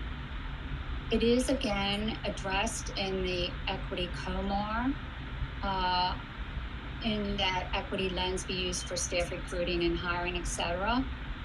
And on page 10 in the guide, we do say provide training support for school leaders and hiring staff in their selection and hiring processes. So we feel that this is already addressed on page 10 in the guide. Recommendation 2.3 about recruiting a diverse teacher and administrator candidates. Again, that equity lens, and it specifically calls out promotion processes. And then as far as the pipeline, addressed on page 10 in the guide to engage with higher education and prep programs. Build a pipeline to schools that need more teachers of color. Recommendation 2.24 about training and culturally relevant teaching. So we've modified language that was already there with a much better language that is in this recommendation, replacing cultural responsiveness with the wording from the recommendation about culturally relevant pedagogy, etc. And we'll take the recommendation as is and place it in the guide. Recommendation 2.5, again, has to do with using the equity lens, which we feel is an overarching recommendation that includes that. But as far as implementing this COMAR, we have discussed in the guide, create a rigorous and innovative retention plan for teachers of color. Recommendation 3.1, professional learning. For pedagogy, we've added that, enhanced the language that is in COMAR, and added a recommendation to page 15. Recommendation 3.2 regarding the science of reading and achievement gaps. In the guide, we are adding that recommendation as is to page 8. And recommendation 3.3 about math decline and the use of standards-based real-world math instruction and infusing it with STEM, we are adding that recommendation in page 7 of the guide. Recommendation 3.4, using a proven program such as the Algebra Project to the guide on page 7. The next recommendation about expanding programs such as Equal Opportunity Schools and the African American Male Initiative, we modified the language in the COMAR to take the part of that recommendation, the part that's more global, and place it into the regulation, and took the recommendation as is to add to the guide.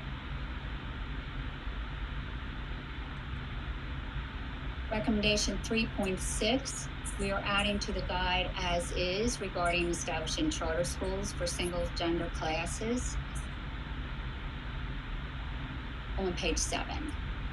The final recommendation about the symposium was not a clean fit in the regulation because it's rather specific, and also in the guide, the guide includes local school system activities and school activities, so we could not really find a fit for either of these places, but we're pleased to say that that's progressing, so we are implementing it.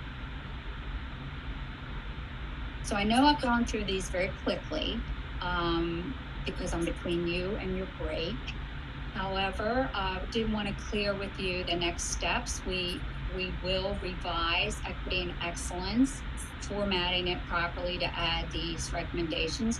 And the network, which is comprised of local school system equity supervisors, also has some other language that this is a guide that we're updating constantly. So we will be updating that to include these recommendations. And then as far as the regulations, we are already seeking input by sharing these with you today, and then we'll also share them with the network. And as Dr. Salmon said, we plan to come back in June with request to publish this amended regulation. I'm ready for any questions. Thank you very much. We appreciate that. Ms. Alley, why don't we start with board members that are virtual, then we'll come to board members here in the boardroom. Dr. Green. First of all, thank you. This elevates the importance, and hopefully it will mean that it's being codified so that those recommendations can be implemented.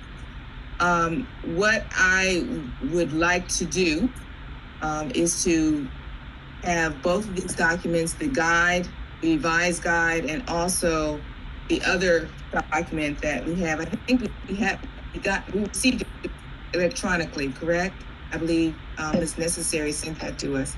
I would like to have our advisory council take time to go through it as well. I know Dr. Marcia Sprankle is in the leadership in the council. So I'd like to get their feedback to go through it as well. But I definitely want to thank you, Dr. Salmon, thank you, Ms. Spinato, for going through the equity guide and using this time to make sure that those recommendations and the hard work of those 22 people to come up with recommendations for our boys will be lasting. Thank you. Thank you, Dr. Green. And I was going to suggest that you would have your advisory group take a look at these and give us feedback too. So thank you for bringing that up.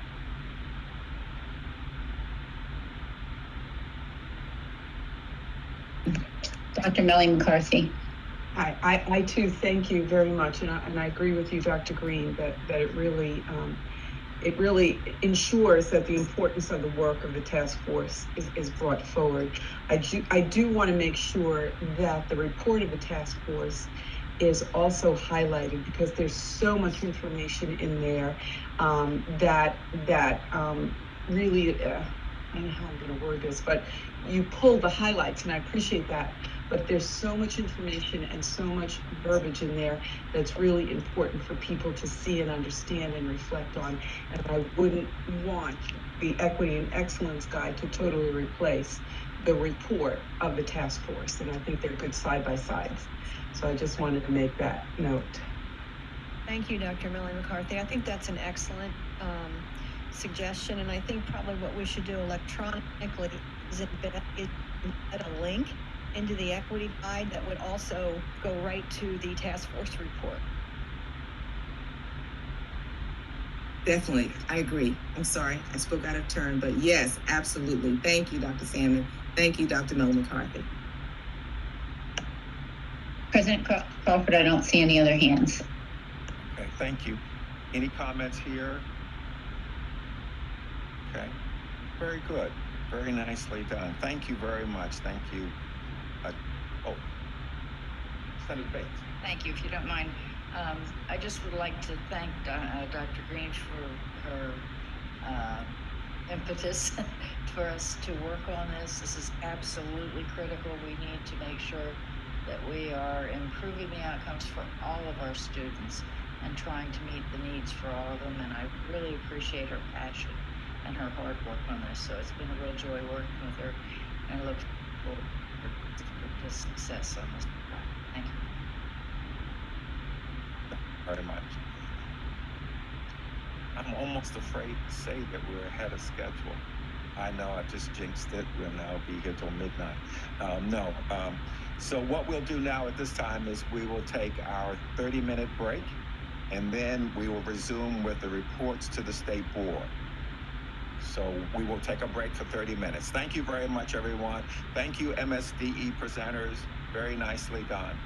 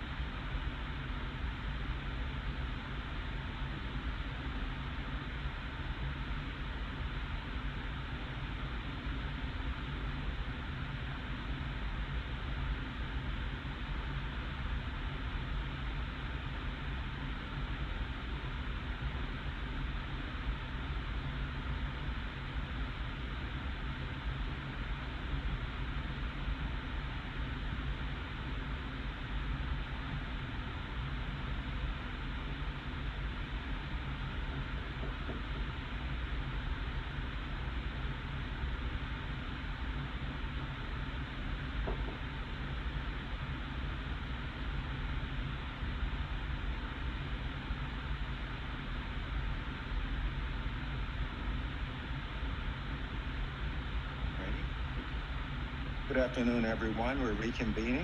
It's now, we're reconvening, and we're now moving into the reports to the State Board for discussion. We'll be looking at tabs E and F.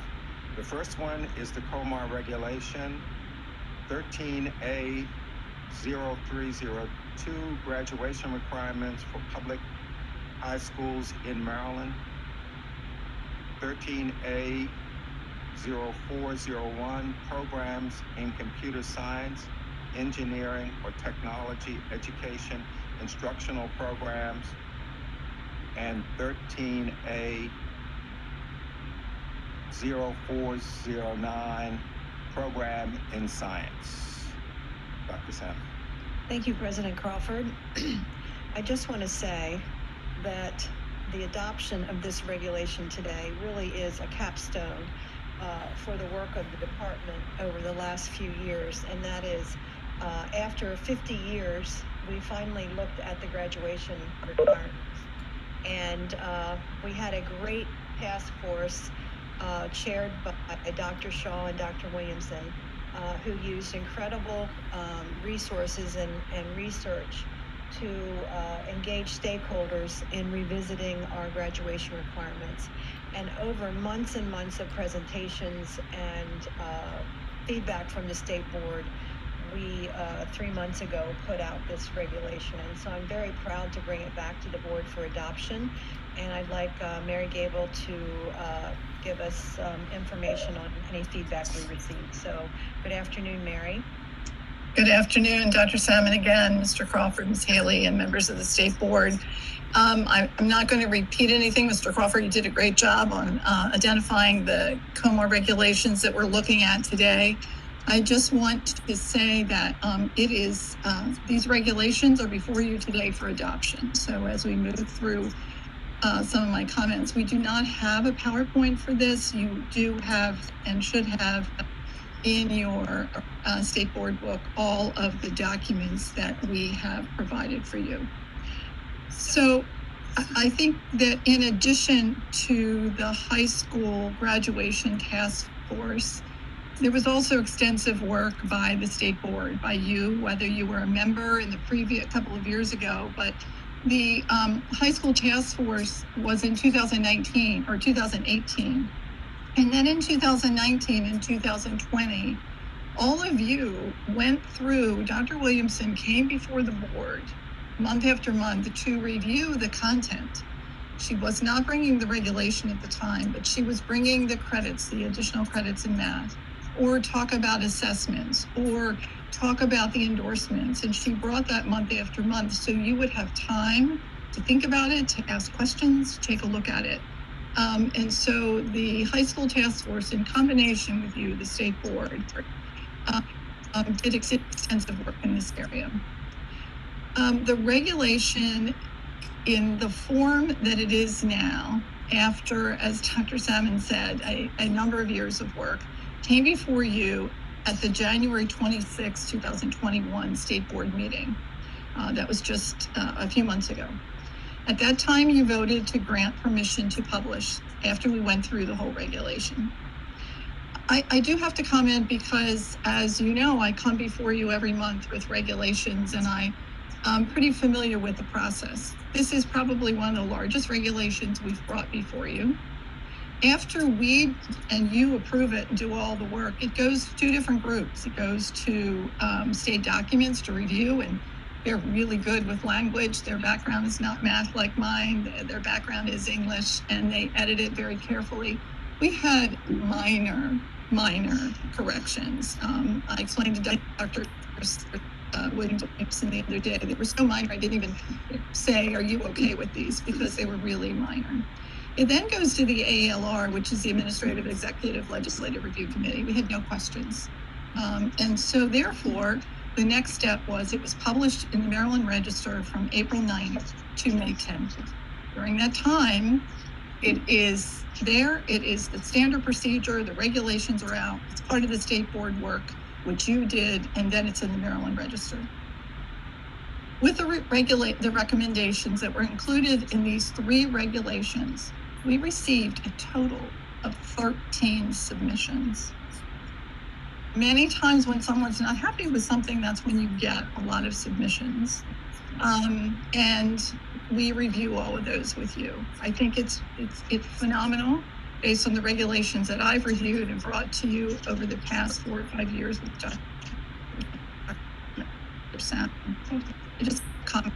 These are substantial, and they went out and commented.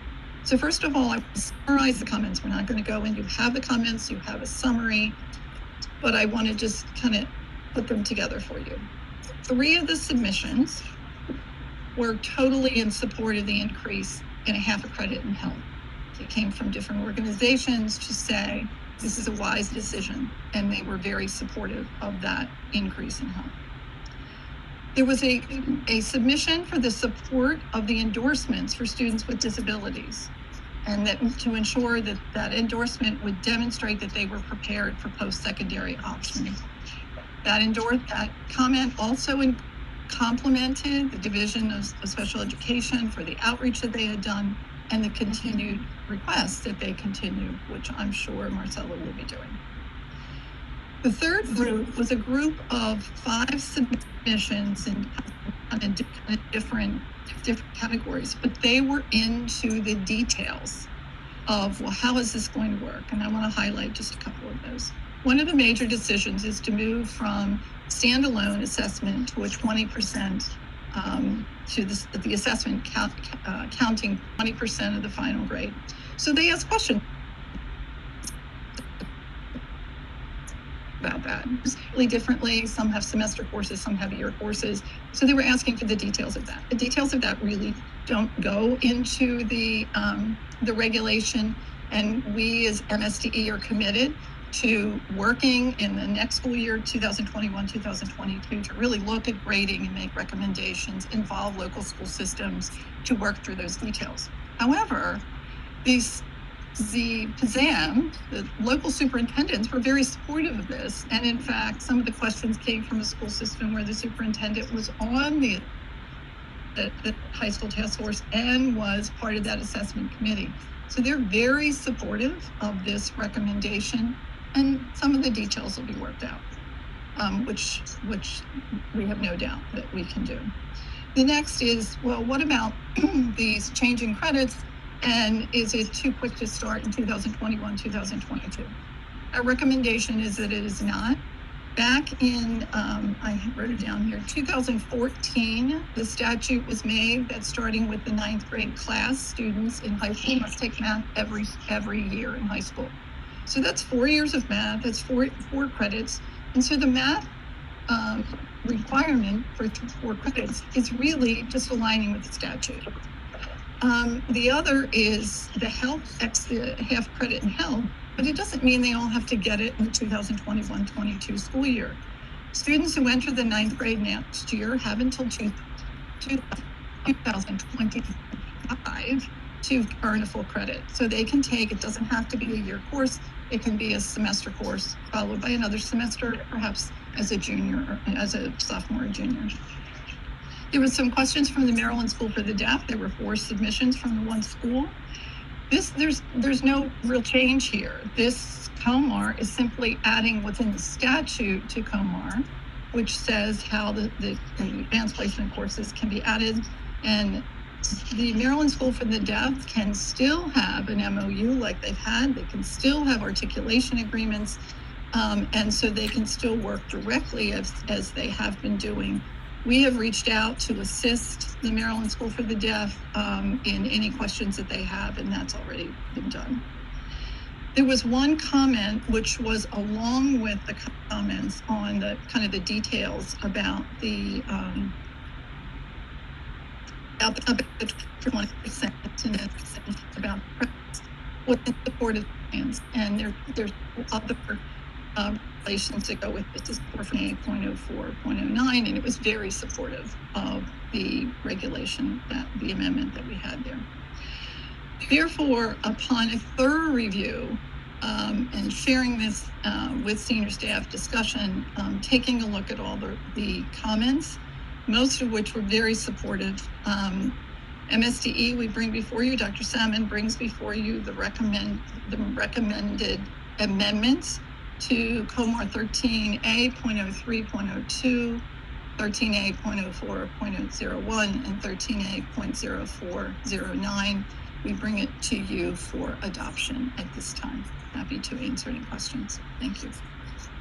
Thank you very much. Let's first see whether there are any questions from the board, and then we will entertain a motion. Any questions here in the board? See, Talia, are there any questions? There are not. Thank you. At this time, the floor is now open. I'm sorry. Mr. Wu, please. Oh, I was just going to make the motion please. To adopt the amendments. So motion made by Mr. Wu, second by General Sumter. Discussion? Hearing no discussion. Dr. Simpson, would you mind taking the roll? Mr. Bartley? Yes. Ms. Bates?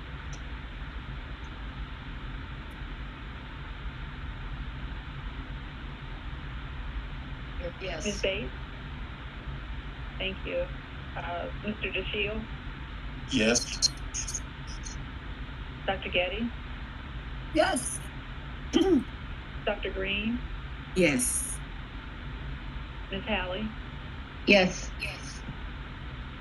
Dr. Lee? Yes. Ms. McCusker? Yes. Dr. Millie McCarthy? Yes. Ms. Morrow? Yes. General Sumter? Yes. Dr. Wilcox? Yes. Mr. Wu? Yes. President Crawford?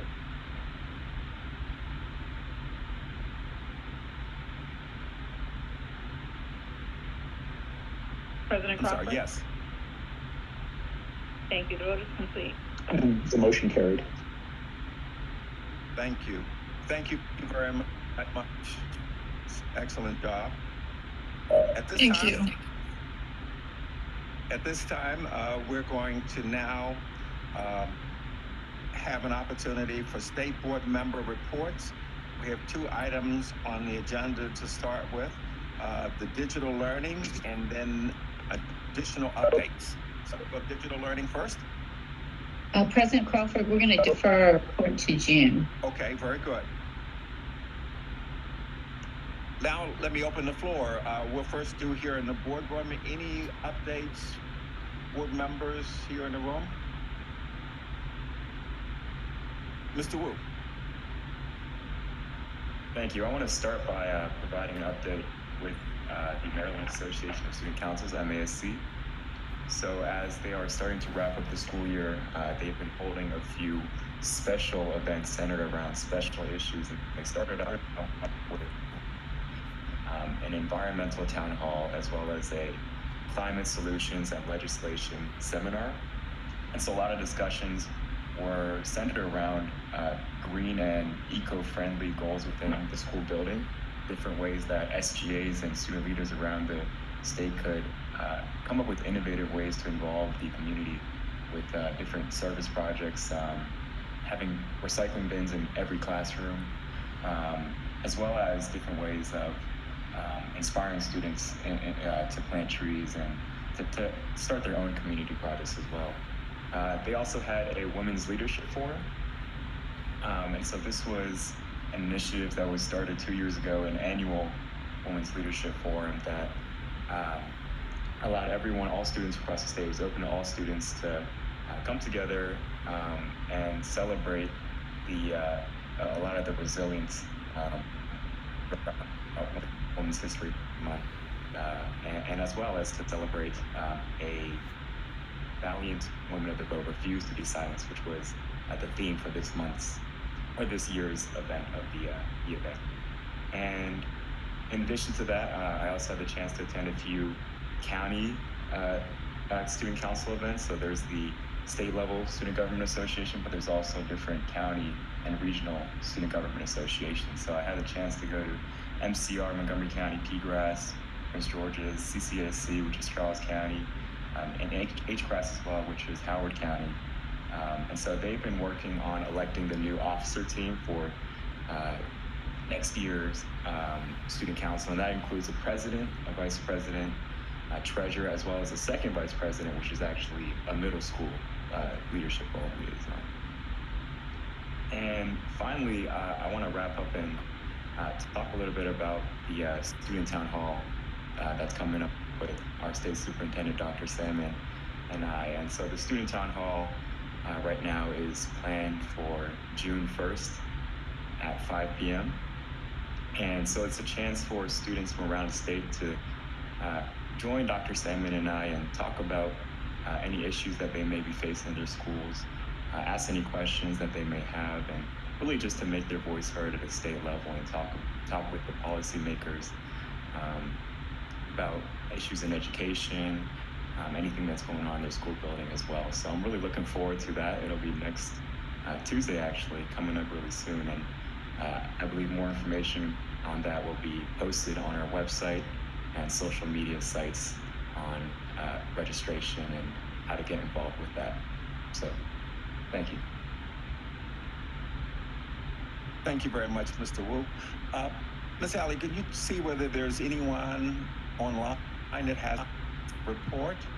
Dr. Green, and after that, Dr. Wilcox. Hello. I am just on cloud 9 between a equity guide dealing with the task force recommendations, and then also with the presentation of the budget. Dr. Salmon has provided substantial funding for local schools who want to implement the task force recommendations. The task force is no more. It has dissolved now, effective April 27th, once the board, and I thank you, my colleagues on the board, for accepting the report. We now have what is called the AAEEBB Advisory Council, Achieving Academic Excellence and Equity for Black Boys Advisory Council. The Advisory Council is chaired by Dr. Who was a member of the task force. He was one of the facilitators. He is joined by approximately 7 other members of the former task force. In addition to Dr. Howard, we have members of Msde, Dr. Marsha Sprankle, Ms. Cecilia Rowe, Dr. Mary Howlett Brandon. We also have an equity specialist from Howard County, Dr. Kosi. And also we have a former Maryland Teacher of the Year, Dr. Richard Warren has joined us as well. We are anticipating the addition of a member from the business community. They are very interested in supporting the pilot schools. So we're waiting for their nomination. We're also asked members of MSEA, they could also suggest a teacher for the advisory council, and then I'll also be reaching out to the Baltimore Teachers Union as well. The advisory council will be responsible for getting things going with our pilot schools. As of this date, we now have 11 pilot schools, a mixture of elementary, middle, and high schools. Those 11 schools represent 8 counties, 8 districts. And again, we're going to be meeting with those pilot principals for the first time on June 8th. At that time, they will be telling us just what their recommendations will be. So in our next board meeting, I hope to present to you the recommendations or the strategies that the district, the districts and also the schools are going to be using, just on top of the world in regards to the plans and the potential that is there. One of the first things that we'll be looking at presenting will be in August, the first part of August, where we're looking at doing a statewide summit to launch the initiative and also to provide training for those schools. Because even though a school may not be a pilot school or a pilot district, they are more than welcome to implementing those wonderful recommendations that are in those reports, the recommendations and the strategies that are in that report. And again, I just want to thank the task force members. You know, you were giving me accolades, but it was not me. It was Dr. Mia Simpson. It was Dr. Marcia Sprankle, Ms. Diane Roberts, Dr. Ramon Goins, the facilitators, my co-chairs, Dr. Melanie McCarthy, Senator Bates. Thank you all for your support, for making it happen. Dr. Salmon, you are a woman after my own heart. You are a woman of your word. You said you would support it, and you are, and I thank you. You have definitely put your money where your mouth is. Does that sound disrespectful? I hope not. But I just want to thank you so much. And thank you all again, board members, for your support. Thank you. Nicely done. Any other reports? Dr. Wilcox, I think is next. Hi, everyone. I just wanted to let you know that I've been working with the National Association of State Boards of Education on a 3-part series called State Actions to Prevent Youth Suicide. So the first session will be May 27th at 3 o'clock, and federal partners will be presenting the Centers for Disease Control and SAMHSA. June 10th session for sports, and June will be serving on a panel talking about youth suicide prevention. So I just wanted to make you all aware of that session. Excellent. Any other reports? All right. Goodness, we continue to be ahead of schedule. This is almost frightening at this point. It's unnerving. It's unnerving. It's unnerving. Yes, okay. Yeah. It's unnerving. Nevertheless, we're going to take full advantage of it. At this time, I'm going to read the statement that allows us to go into executive session, and we'll be in executive session for 2 hours, so we'll be coming back at about 3:30. Pursuant to Section 3-305B7 and 3-305B1 of the General Provisions article of the Annotated Code of Maryland, the State Board will adjourn to executive session to discuss the following: 4 appeals and legal advice regarding the superintendent's search and employment terms. We will reconvene at approximately 3:30. Thank you very much. So we'll see you in a couple of hours. Oh, we need a vote. That's right. I need a motion. I'll make a motion to move to executive session. I will second. So that's Ms. Morrow, the motion, the seconding by Ms. McCusker. Seeing no discussion, I guess we still need to do, can we do voice? No, because we don't ever. We'll do a roll call. Let's do a roll call quickly. Dr. Simpson. Mr. Bartley?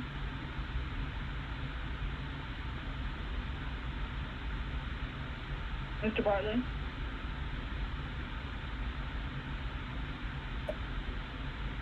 Yes. Thank you. Ms. Bates? Yes. Mr. Dreschel? Yes. Dr. Getty? Yes. Dr. Green? Yes. Ms. Hallie? Yes. Dr. Lee? Yes. Ms. McCusker? Yes. Dr. Millie McCarthy? Yes. Ms. Morrow? Yes. General Sumter? Yes. Dr. Wilcox? Yes.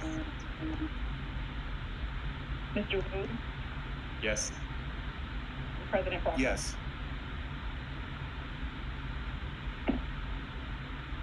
Vote is complete. And the motion carried unanimously. Very good. So we'll see you in executive session. Thank you.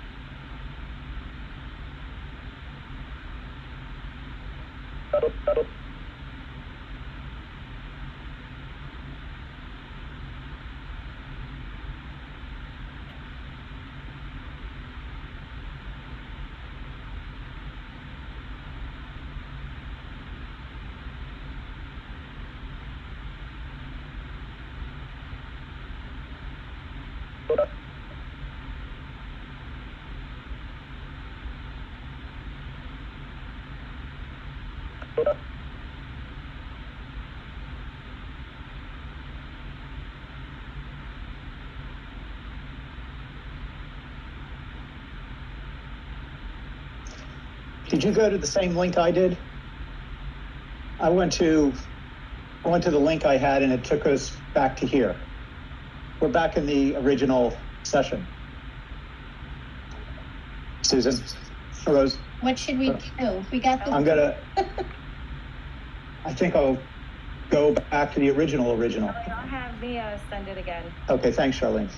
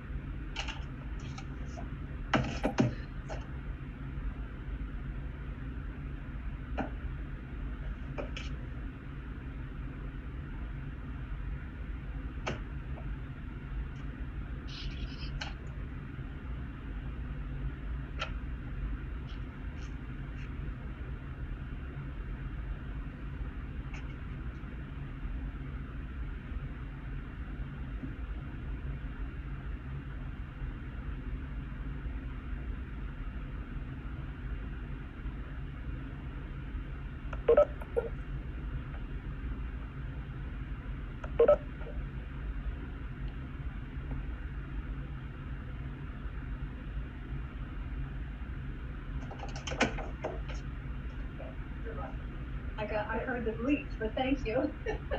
I apologize. I couldn't find your text message and I was it's all good. Thanks, Mia.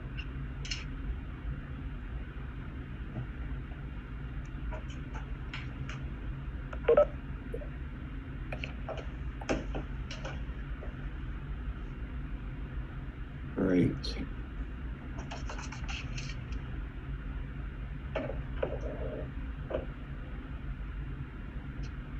Good afternoon, everyone. We said that we would reconvene at about 3:30, and we are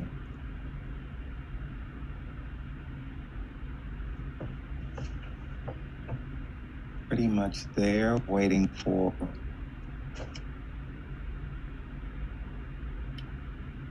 just a couple of minutes, and then we'll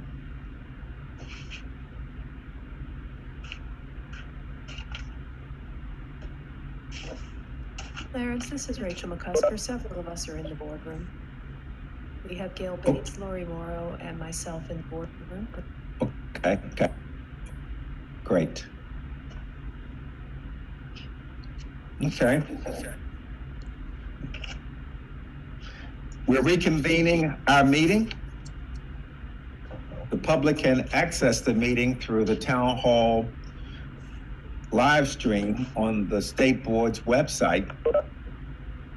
And the meeting and agenda and the materials are posted there.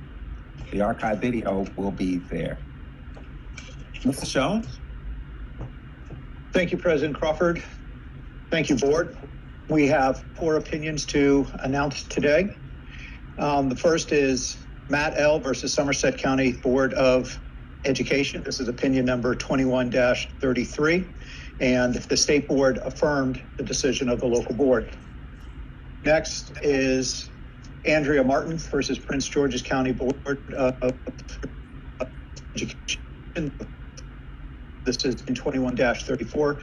The state board affirmed the decision of the local board. Third, Lynn Nash et al. Versus Montgomery County Board of Education.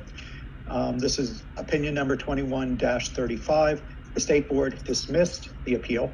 And finally, Angelita Thomas Crawford versus Baltimore City Board of School Commissioners. This is case number 21-36, and the state board affirmed the decision of the local board. Very good. Very good. That's all that I have for you today. Thank you. Thank you very much.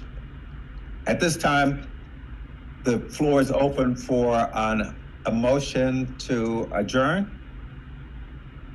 Have Dr. Green, do we have a second? Okay, Dr. Millie McCarthy. Mr. Schoen, would it be appropriate for us just to take a voice vote? A voice vote would be fine, yes. Okay. All those in favor of adjourning at this time, please say aye. Aye. Aye. Aye. Aye. Those opposed? Those abstained? Sounds like we have a majority, Mr. Schoen. Motion carried. All right. Thank you much, everyone. Thank you. Bye-bye. Bye, everyone. Bye-bye. Bye-bye.